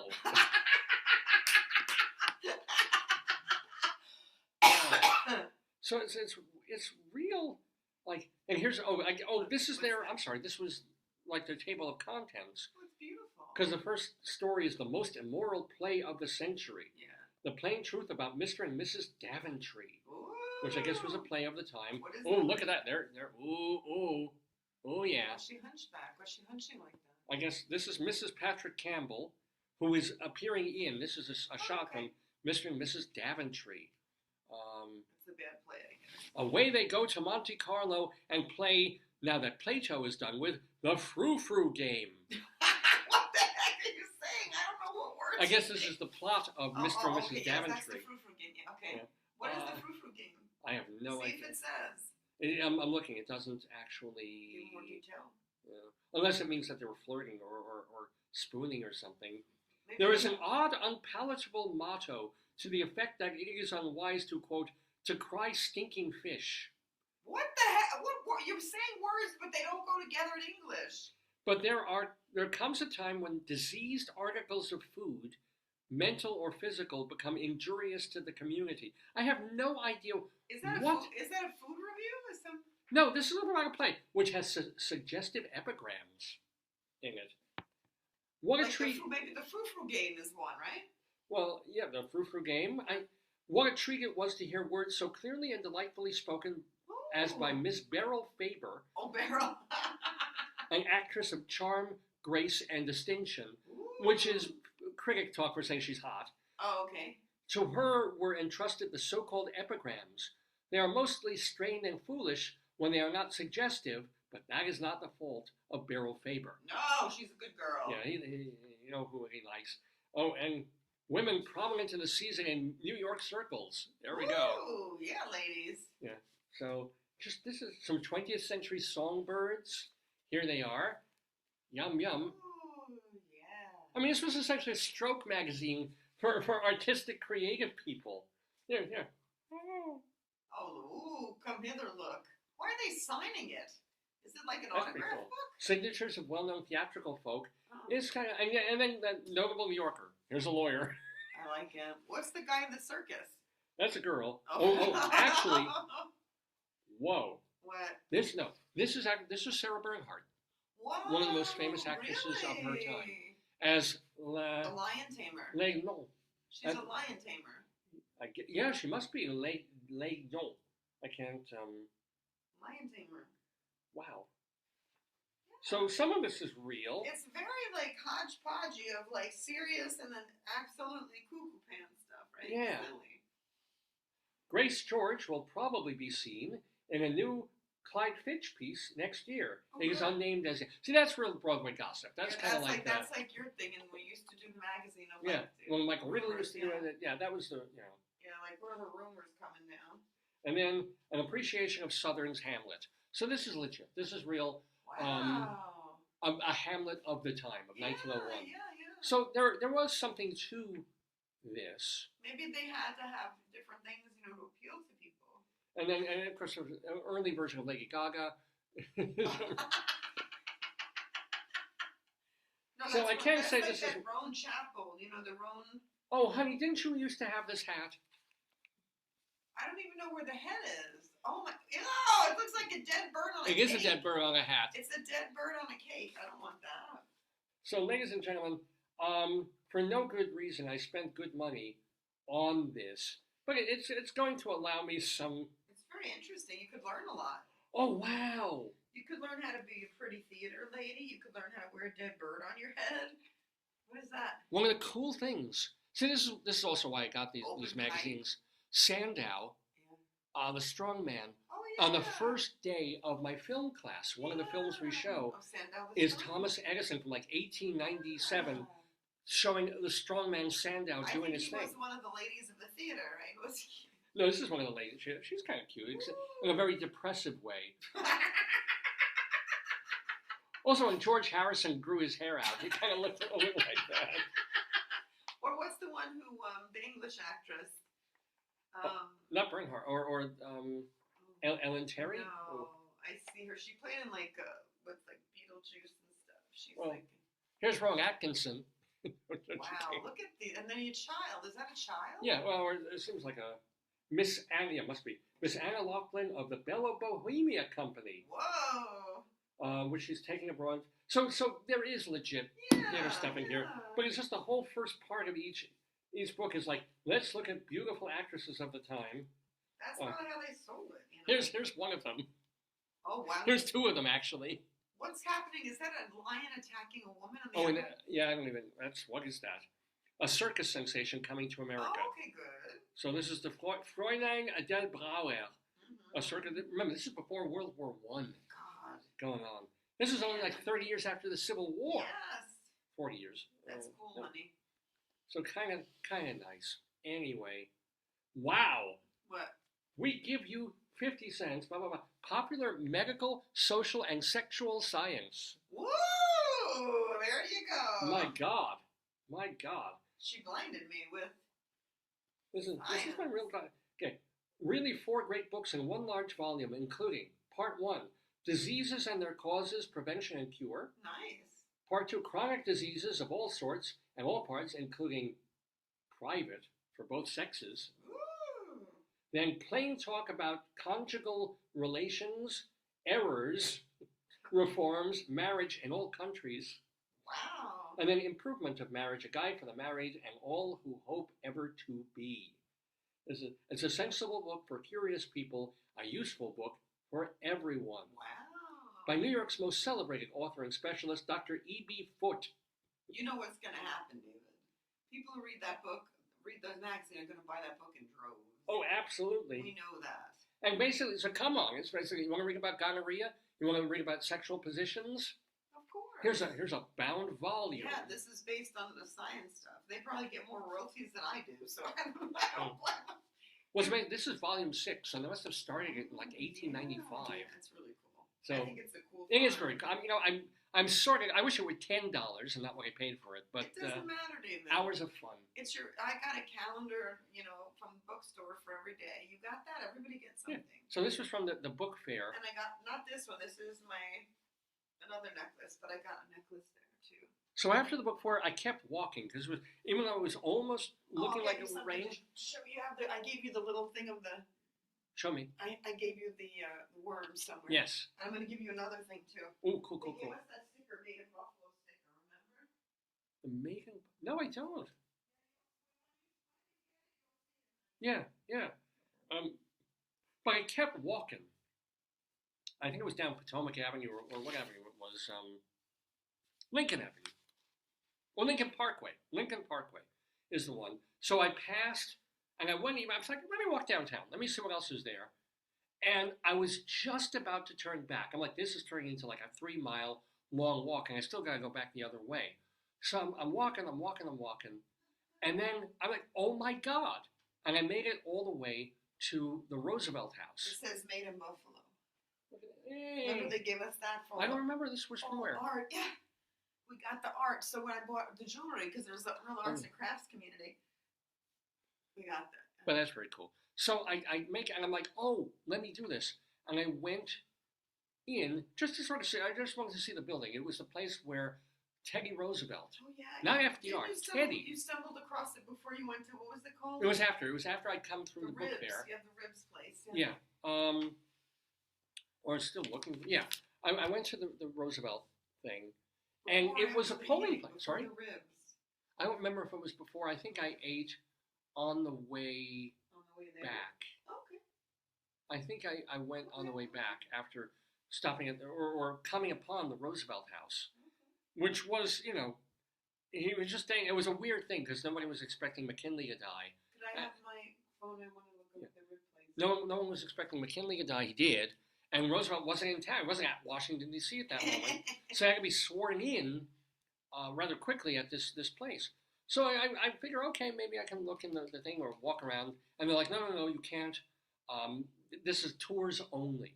You can't just kind of walk around the building. You've got to take the tour. I'm like, all right, sorry, whatever. And they said, no, the tour's starting now. So I'm like, okay, here's my $10. I go in. And they have one of these docents who is like super into it. Oh, you said she played it off really hard. She was really like, oh, the president is upstairs. He's getting ready to be sworn in. Didn't you say it smelled like coffee? Well, yeah, they pipe in coffee smell because Teddy Roosevelt loved coffee. He drank like a gallon of it every day. So they had like noises and stuff and a diorama, that different parts of it. Like, I mean, it was cool. It was hokey. It was cool. And then at the end of the tour, which was mercifully short, you go into a room and they have a desk of a presidential desk thing, and you can take a picture in front of the... You have the pictures on your phone, but I got the phone. Oh, yeah, that's more important. So I get... do I have it here? You have it on your phone. Yeah.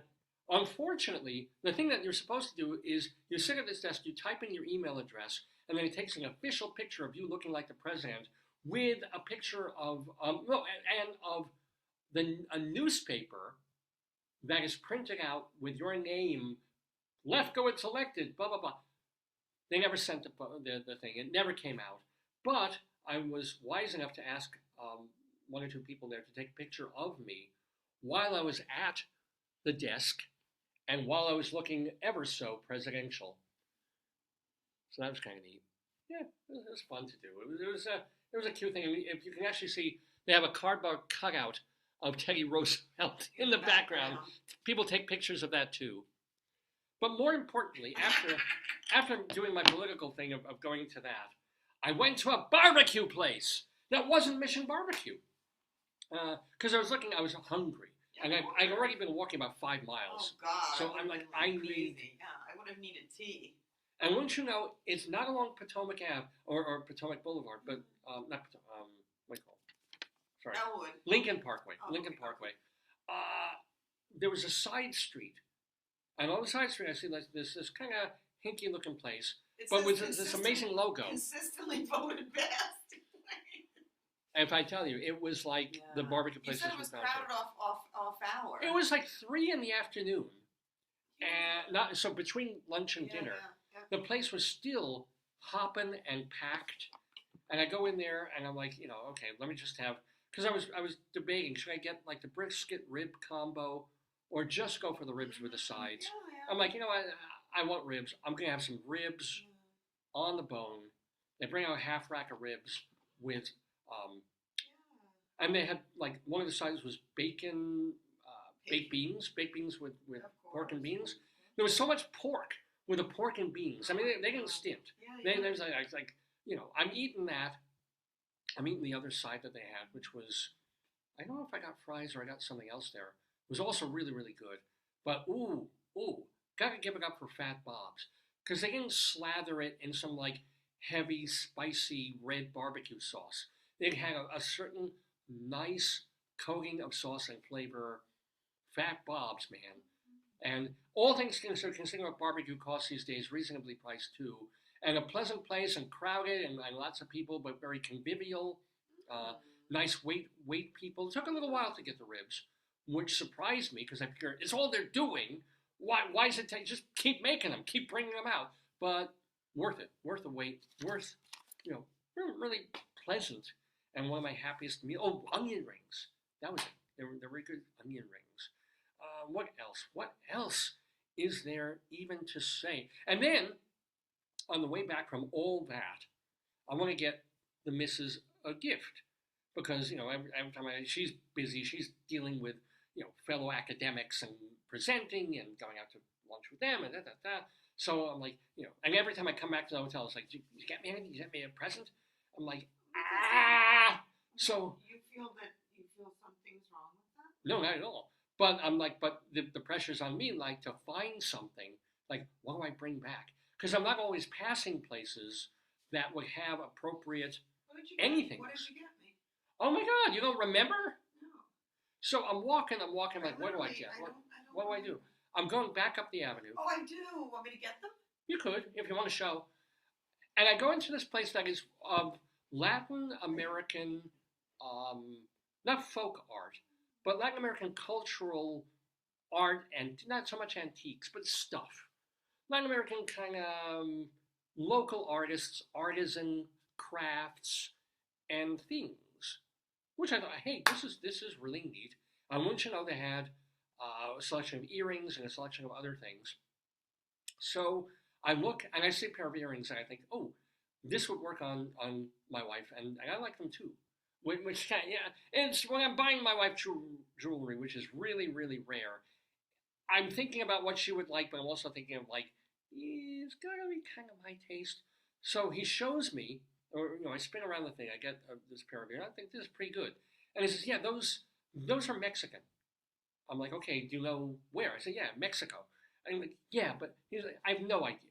He was very, very honest. He's like, I'm pretty sure they're from Mexico. You can make up any story you want to. I don't know who the artist was. I just know they're from Mexico. I'm going to search. They're not Mexican. I think they're... She thinks they're Peruvian, which they may well be. They're like from Guatemala. Guatemalan? Yeah, these are Guatemalan.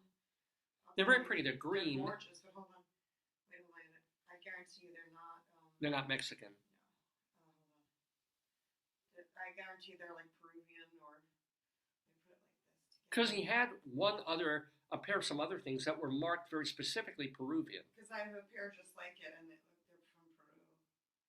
Oh, look, let's see. But anyway, I'm like, oh, thank you. I'm so happy. He was like everybody in Buffalo. He was really friendly. He was talkative. We had a nice conversation about stuff.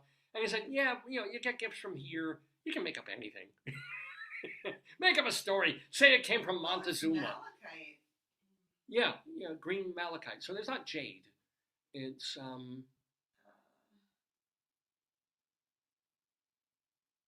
So it's malachite. It's just saying, I'm going to say, where's malachite from? That's what I'm going to ask. Okay. Where is malachite typically from? Where is the gemstone malachite typically from and used in jewelry that's folksy? Congo, Gabon, Namibia, Australia, Russia.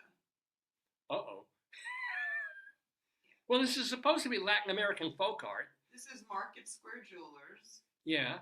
Malachite. And here it's saying St. Petersburg. Let's see. The malachite room. Now no luck? No. I used to fly a malachite when I was a kid. Always got caught in a tree. And then for Halloween, I got a rock. But, no, nothing. It's the heart, the sacral plexus, transformation, rebirthing, shyness, detoxifying liver and gallbladder, stress, allergies, circulatory, childbirth, cramps, menstrual problem, blood pressure, asthma, fractures, DNA. That's a pretty talented rock. David, it's not Let me show it this to people. Beautiful, but I think they're from Congo. I wonder, maybe they're like slave miners from wherever. But here, I think they're pretty, right? Solid green, not ostentatious, not too big. Most malachite comes from Africa. All right, well, maybe the stones came from Africa. There are malachite earrings made in South America.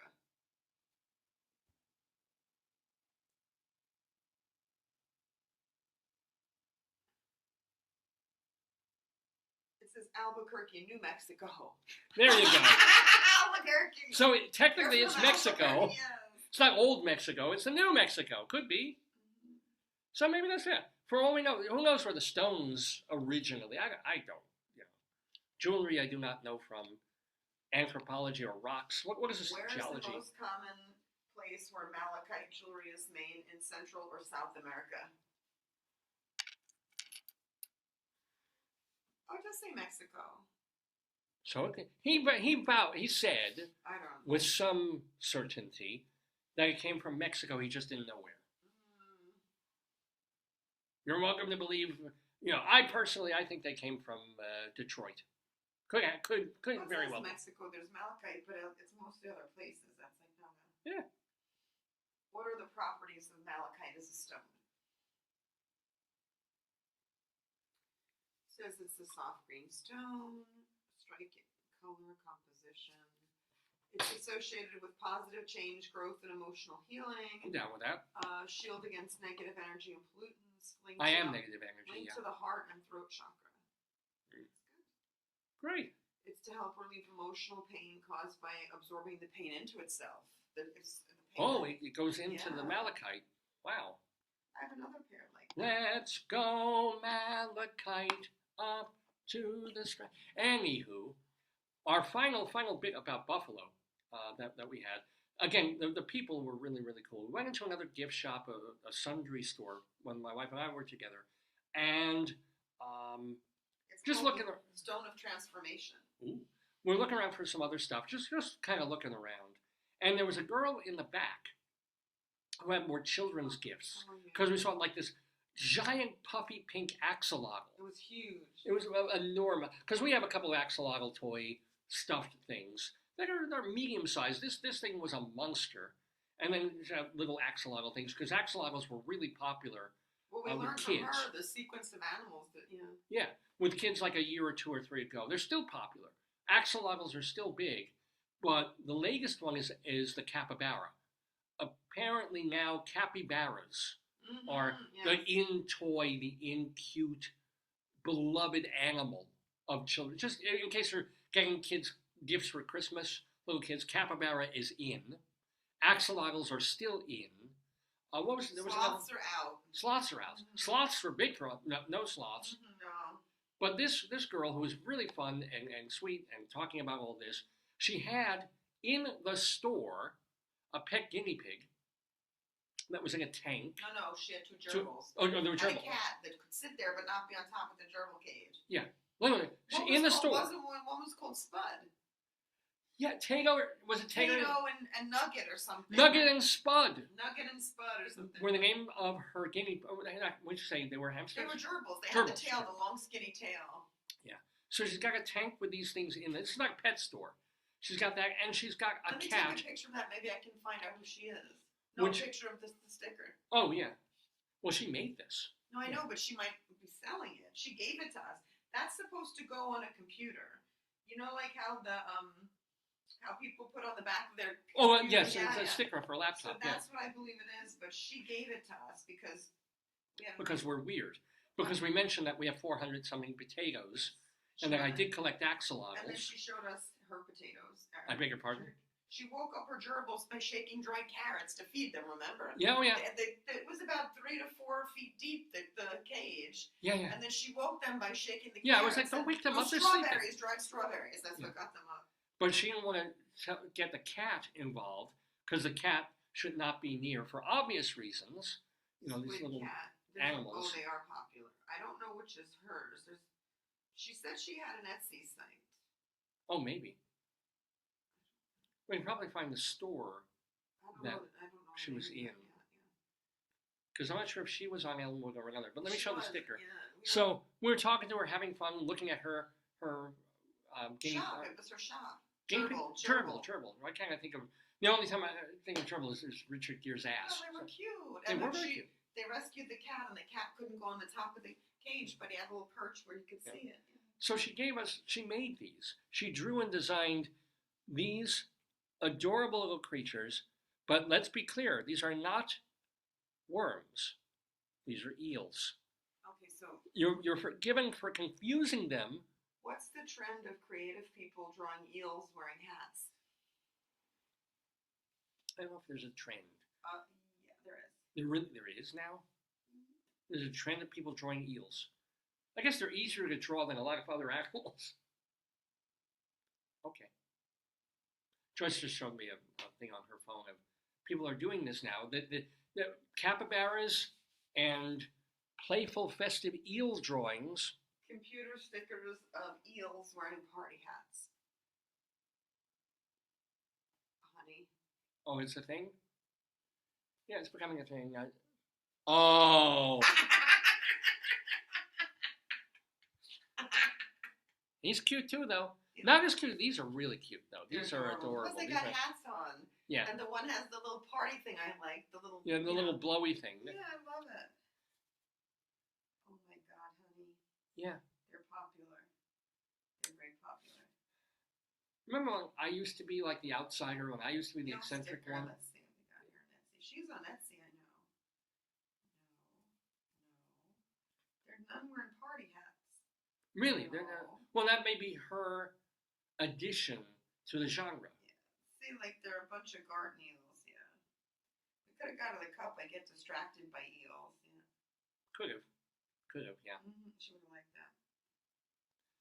Anyway, you're watching Dave's Gone By. It is our 965th episode of the show, and as invariably happens when we've taken a week off, the week we come back, we go, there's too much to talk about. We go way God, overtime. David, we got to table Greeley crimes. Yeah, it's almost 1 o'clock. No, it's 12:30, but it's like, yeah, and we haven't even done Greeley times. I'm going to do the Colorado Limerick, and we do have. I'm going to do the Friends of the Daverhood, but we did cover.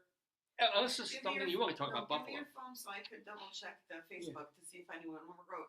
I try to put your guest's thing, but I should have put the WW. But is there anything that because we weren't always together in Buffalo? Oh, I loved it. I was very happy. I saw the Frank Lloyd Wright house. I'll show you. Yes. So I'll show you that here. A house designed by Frank Lloyd Wright. Over again, not too far from SUNY Buffalo, like 10-minute drive or something. Oh, was there more than that, Bobby? Oh, was it? Yeah.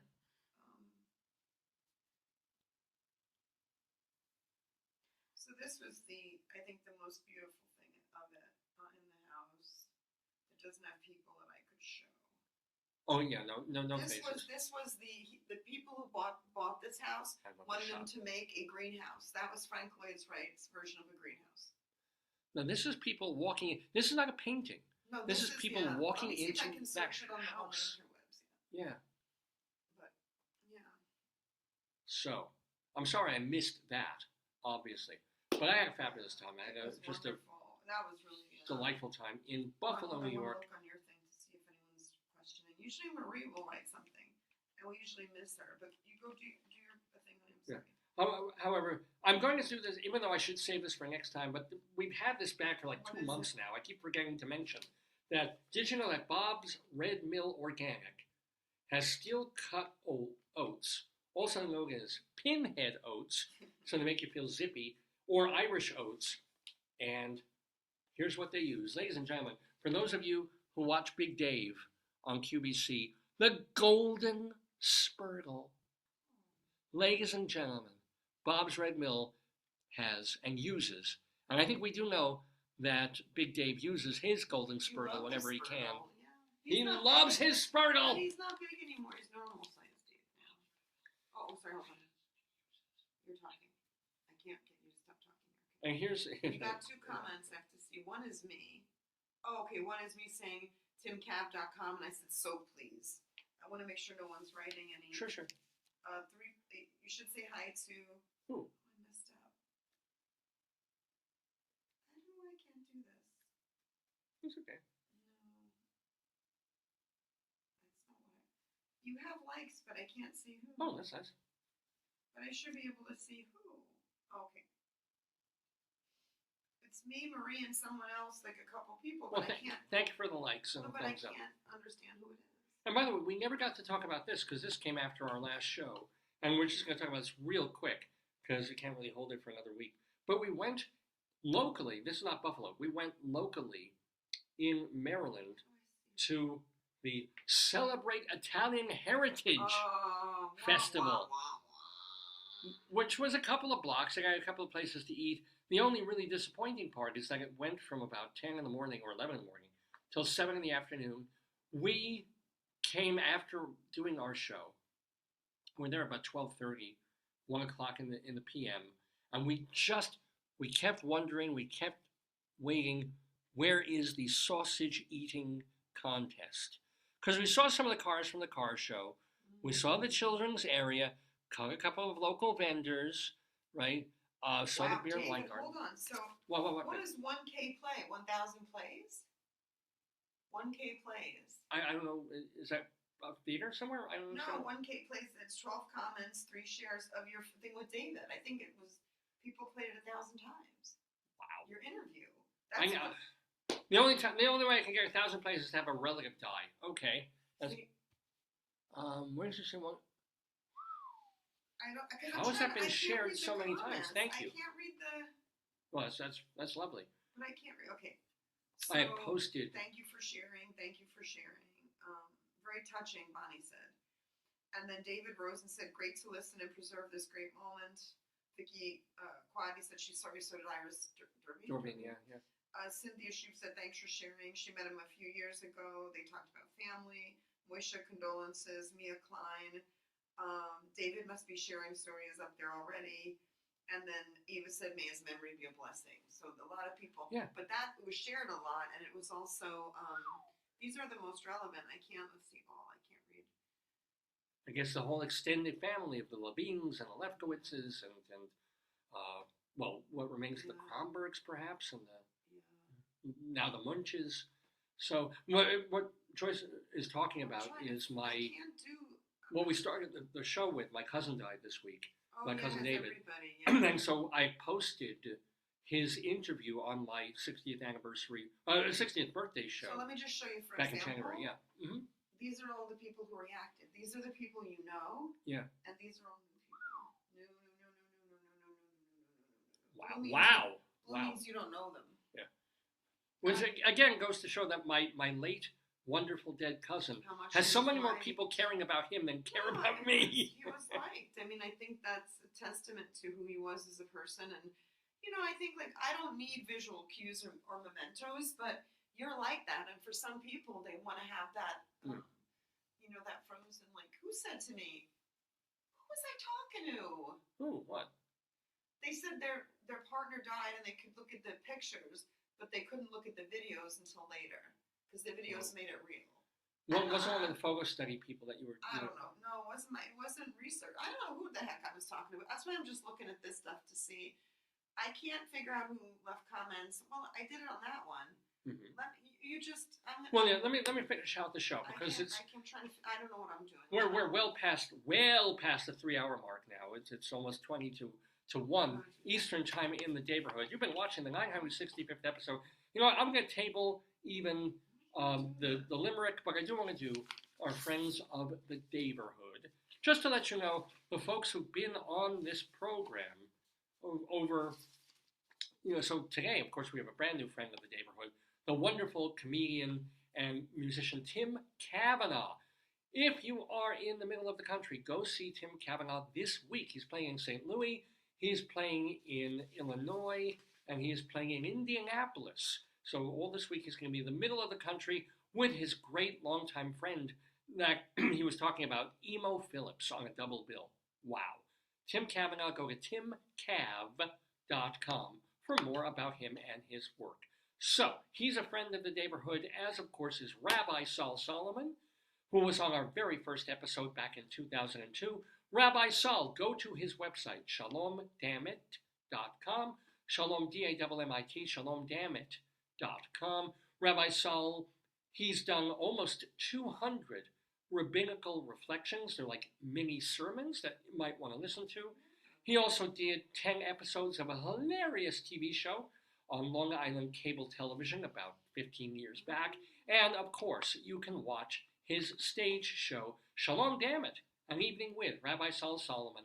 All of the links to this material are on his website, shalomdammit.com.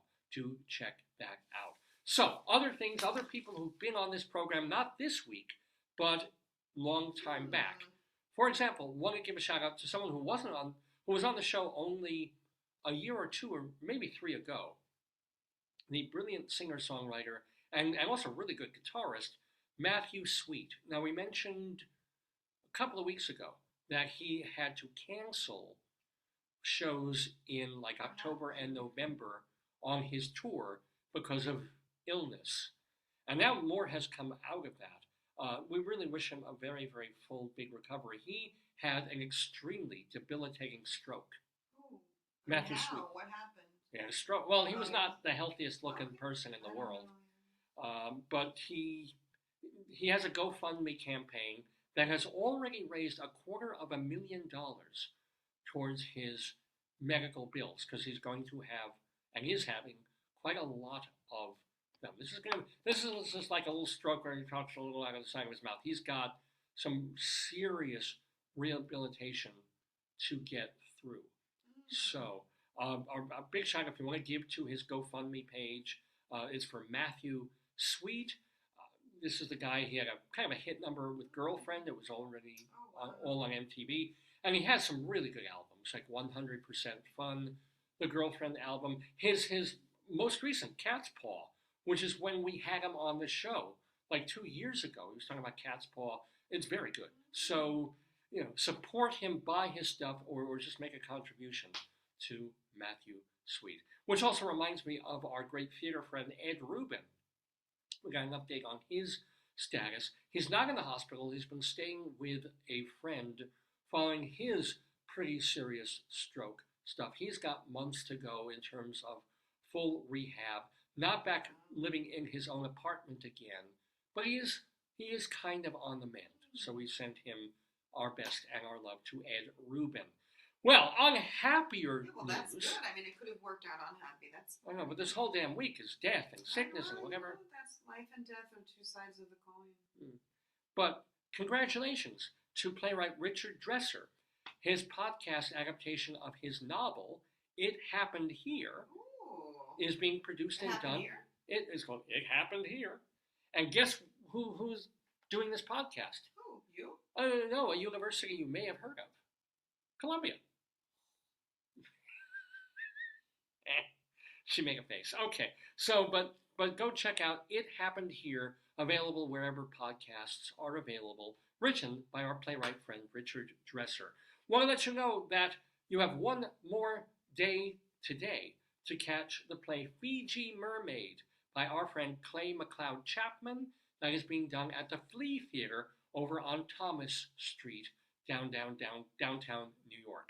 Alan Menken, they're doing a revival of Little Shop of Horrors at the Tuts Theater, the Theater Under the Stars in Houston, Texas. That is playing, it just has 2 days left, today and tomorrow. Jake Ehrenreich, you have one show that catches and it keeps you going forever. So Jake Ehrenreich did a show called A Jew Grows in Brooklyn about 20-something years ago off Broadway. And then he's been doing it everywhere. Now it's a movie. And it's debuting at the Borscht Belt Film Festival in Ellenville, New York. We probably weren't too far from Ellenville the other day. So go see it. I'm sure it'll be available in other festivals and eventually online or in streaming services. A Jew Grows in Brooklyn, Jake Ehrenreich's comedic memoir of growing up in Brooklyn. Check it out. Seth Rudetsky is co-hosting an Election Day Vote-a-thon online. This is happening, of course, on Tuesday, starting at noon, all day with Broadway celebrities chiming in, basically getting people to vote, wanting them to vote Democrat, but of course, it's just basically go and vote. Speaking of cousins, my cousin Scott Cavanagh has done the set design for a new play called The Z Team that is being done in New York on Theater Row. So yay for my cousin Scott. That is happening from the 8th of November through November 23rd. So yay for him. And honey, we have an alert.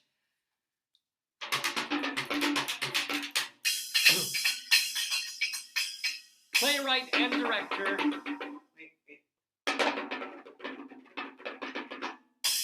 Austin Pendleton.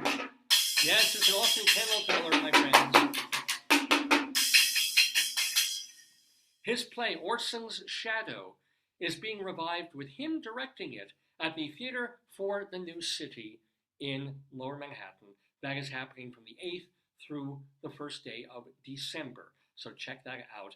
Jill Sobule, she had kind of a serious downtown hit with her musical Fuck 7th Grade, and she's in it with her music, and that is being revived again at the Wild Project now through November 17th.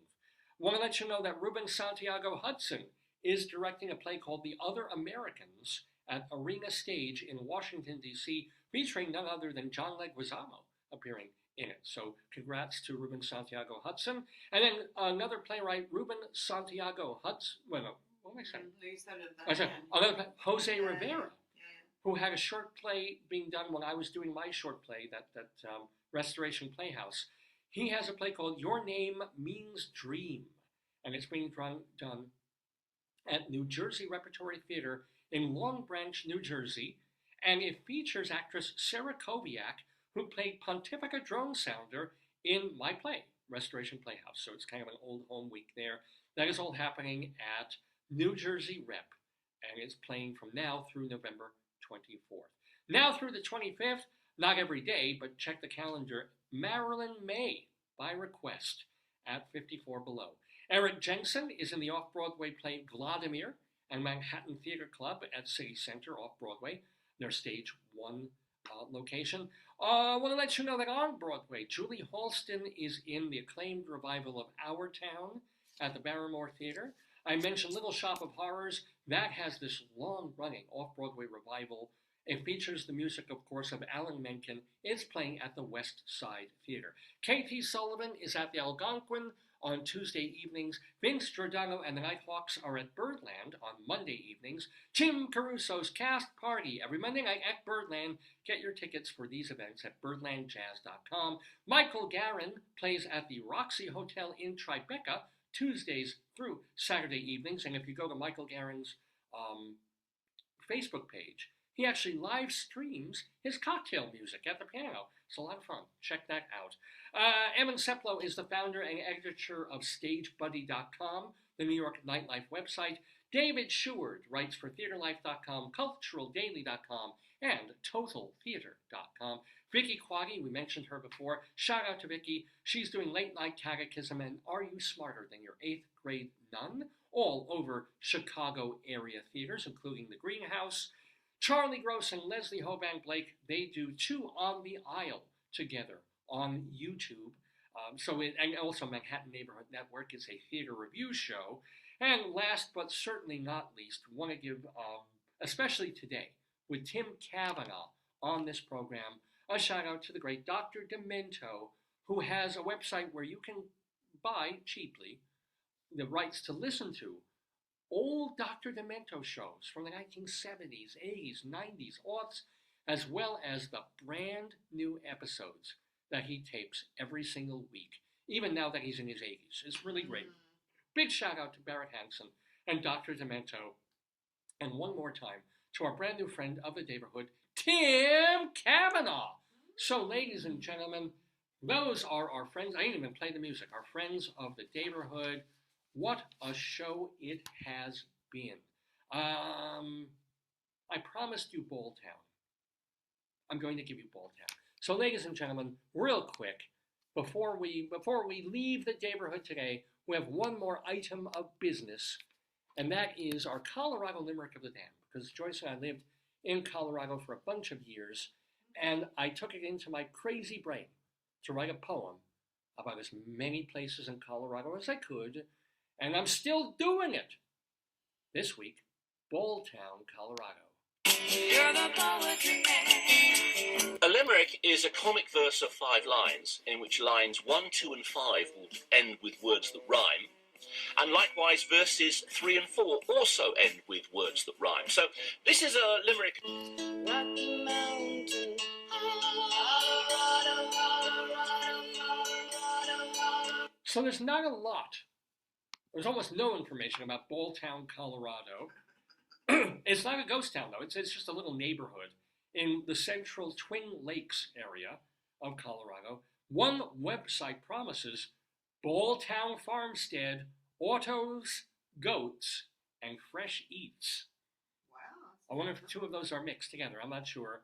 And there was an iconic Balltown bar back in the day that Balltown, the neighborhood, has. So the neighborhood is still there, but some of the stuff that they did have may not be. But we are taking a literary trip to Balltown, Colorado for our tasteless, sick Colorado Limerick. And we're not, okay. Of the Dam. I'm going to have Pooey listen to this one. Okay. Second Pooey. Pooey Jr. Here we go. You want to put Pooey in the ball? Here. Put him in here. Put one in here. Oh, okay. Oh! I don't know if we'll be able to get him out. Yeah, probably can. Okay. Here's Pooey in his little... Wrong way, face first. Up. Yeah. Like that? No, yeah. No, that way. No. No, show me. What? Give me Pooey. I don't really touch it, but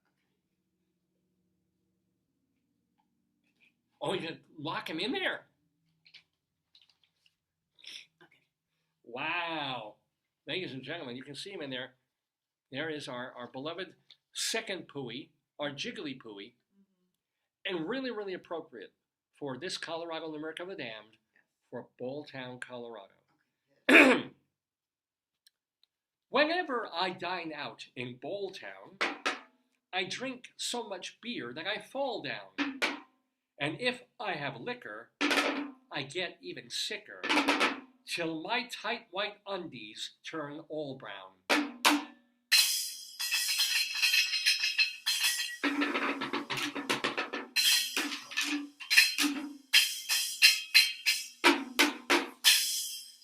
Send your comments and opinions to davesgoneby@aol.com, davesgoneby@aol.com. I try and read every email that you send me.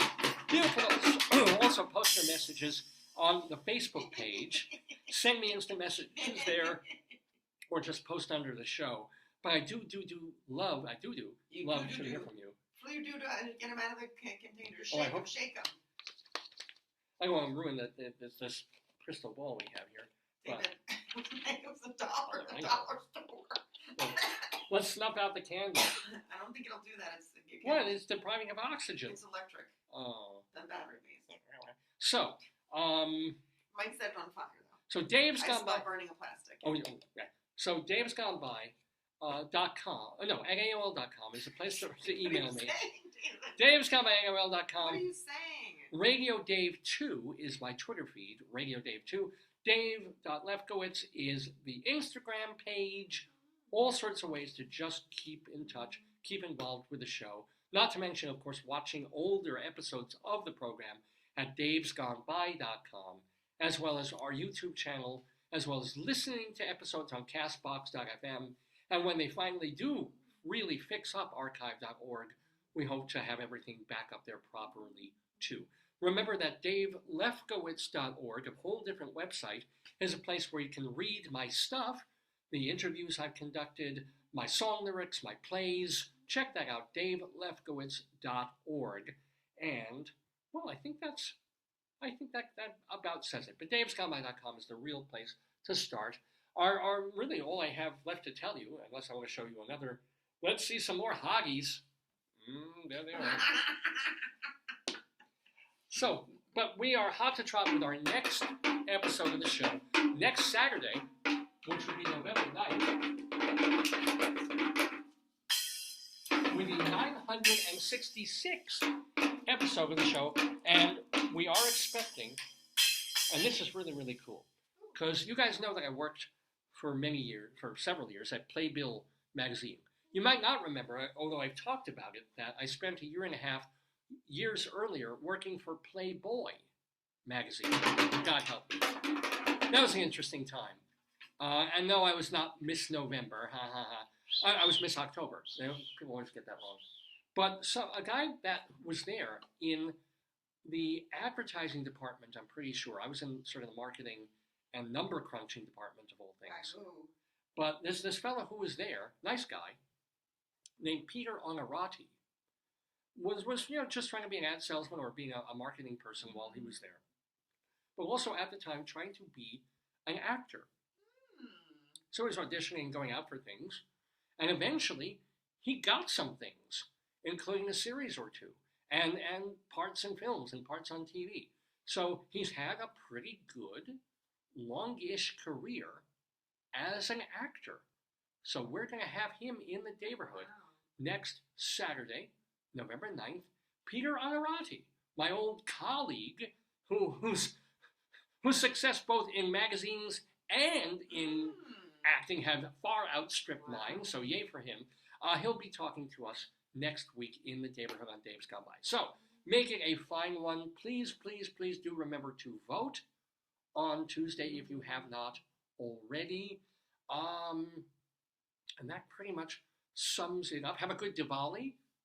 Is that a one-day thing, or does that keep going on or something? I don't know. I think it's more than 1 day. Well, happy Diwali to you. Happy post-Jewish holidays to you all. What else? I hope you had a good, safe Halloween. That's about it. So, ladies and gentlemen, I'm Dave Lefkowitz. That's my wonderful wife. You guys are you guys. Please tell people about the show. Share the show. Like and thumbs up. thanks so much for all the people who watched the interview with me and my cousin again from January. Really appreciate that. One more for my great cousin David Levine, and shout out and condolences. Mary and his sister Jody and Alex and Margaret and Shelley Medell, the parents. And shout out and love to my family, them too. So have a fine one. God willing, we'll see you next week in the Daverhood. Don't miss your Daves. Days gone by, days gone by, days gone by.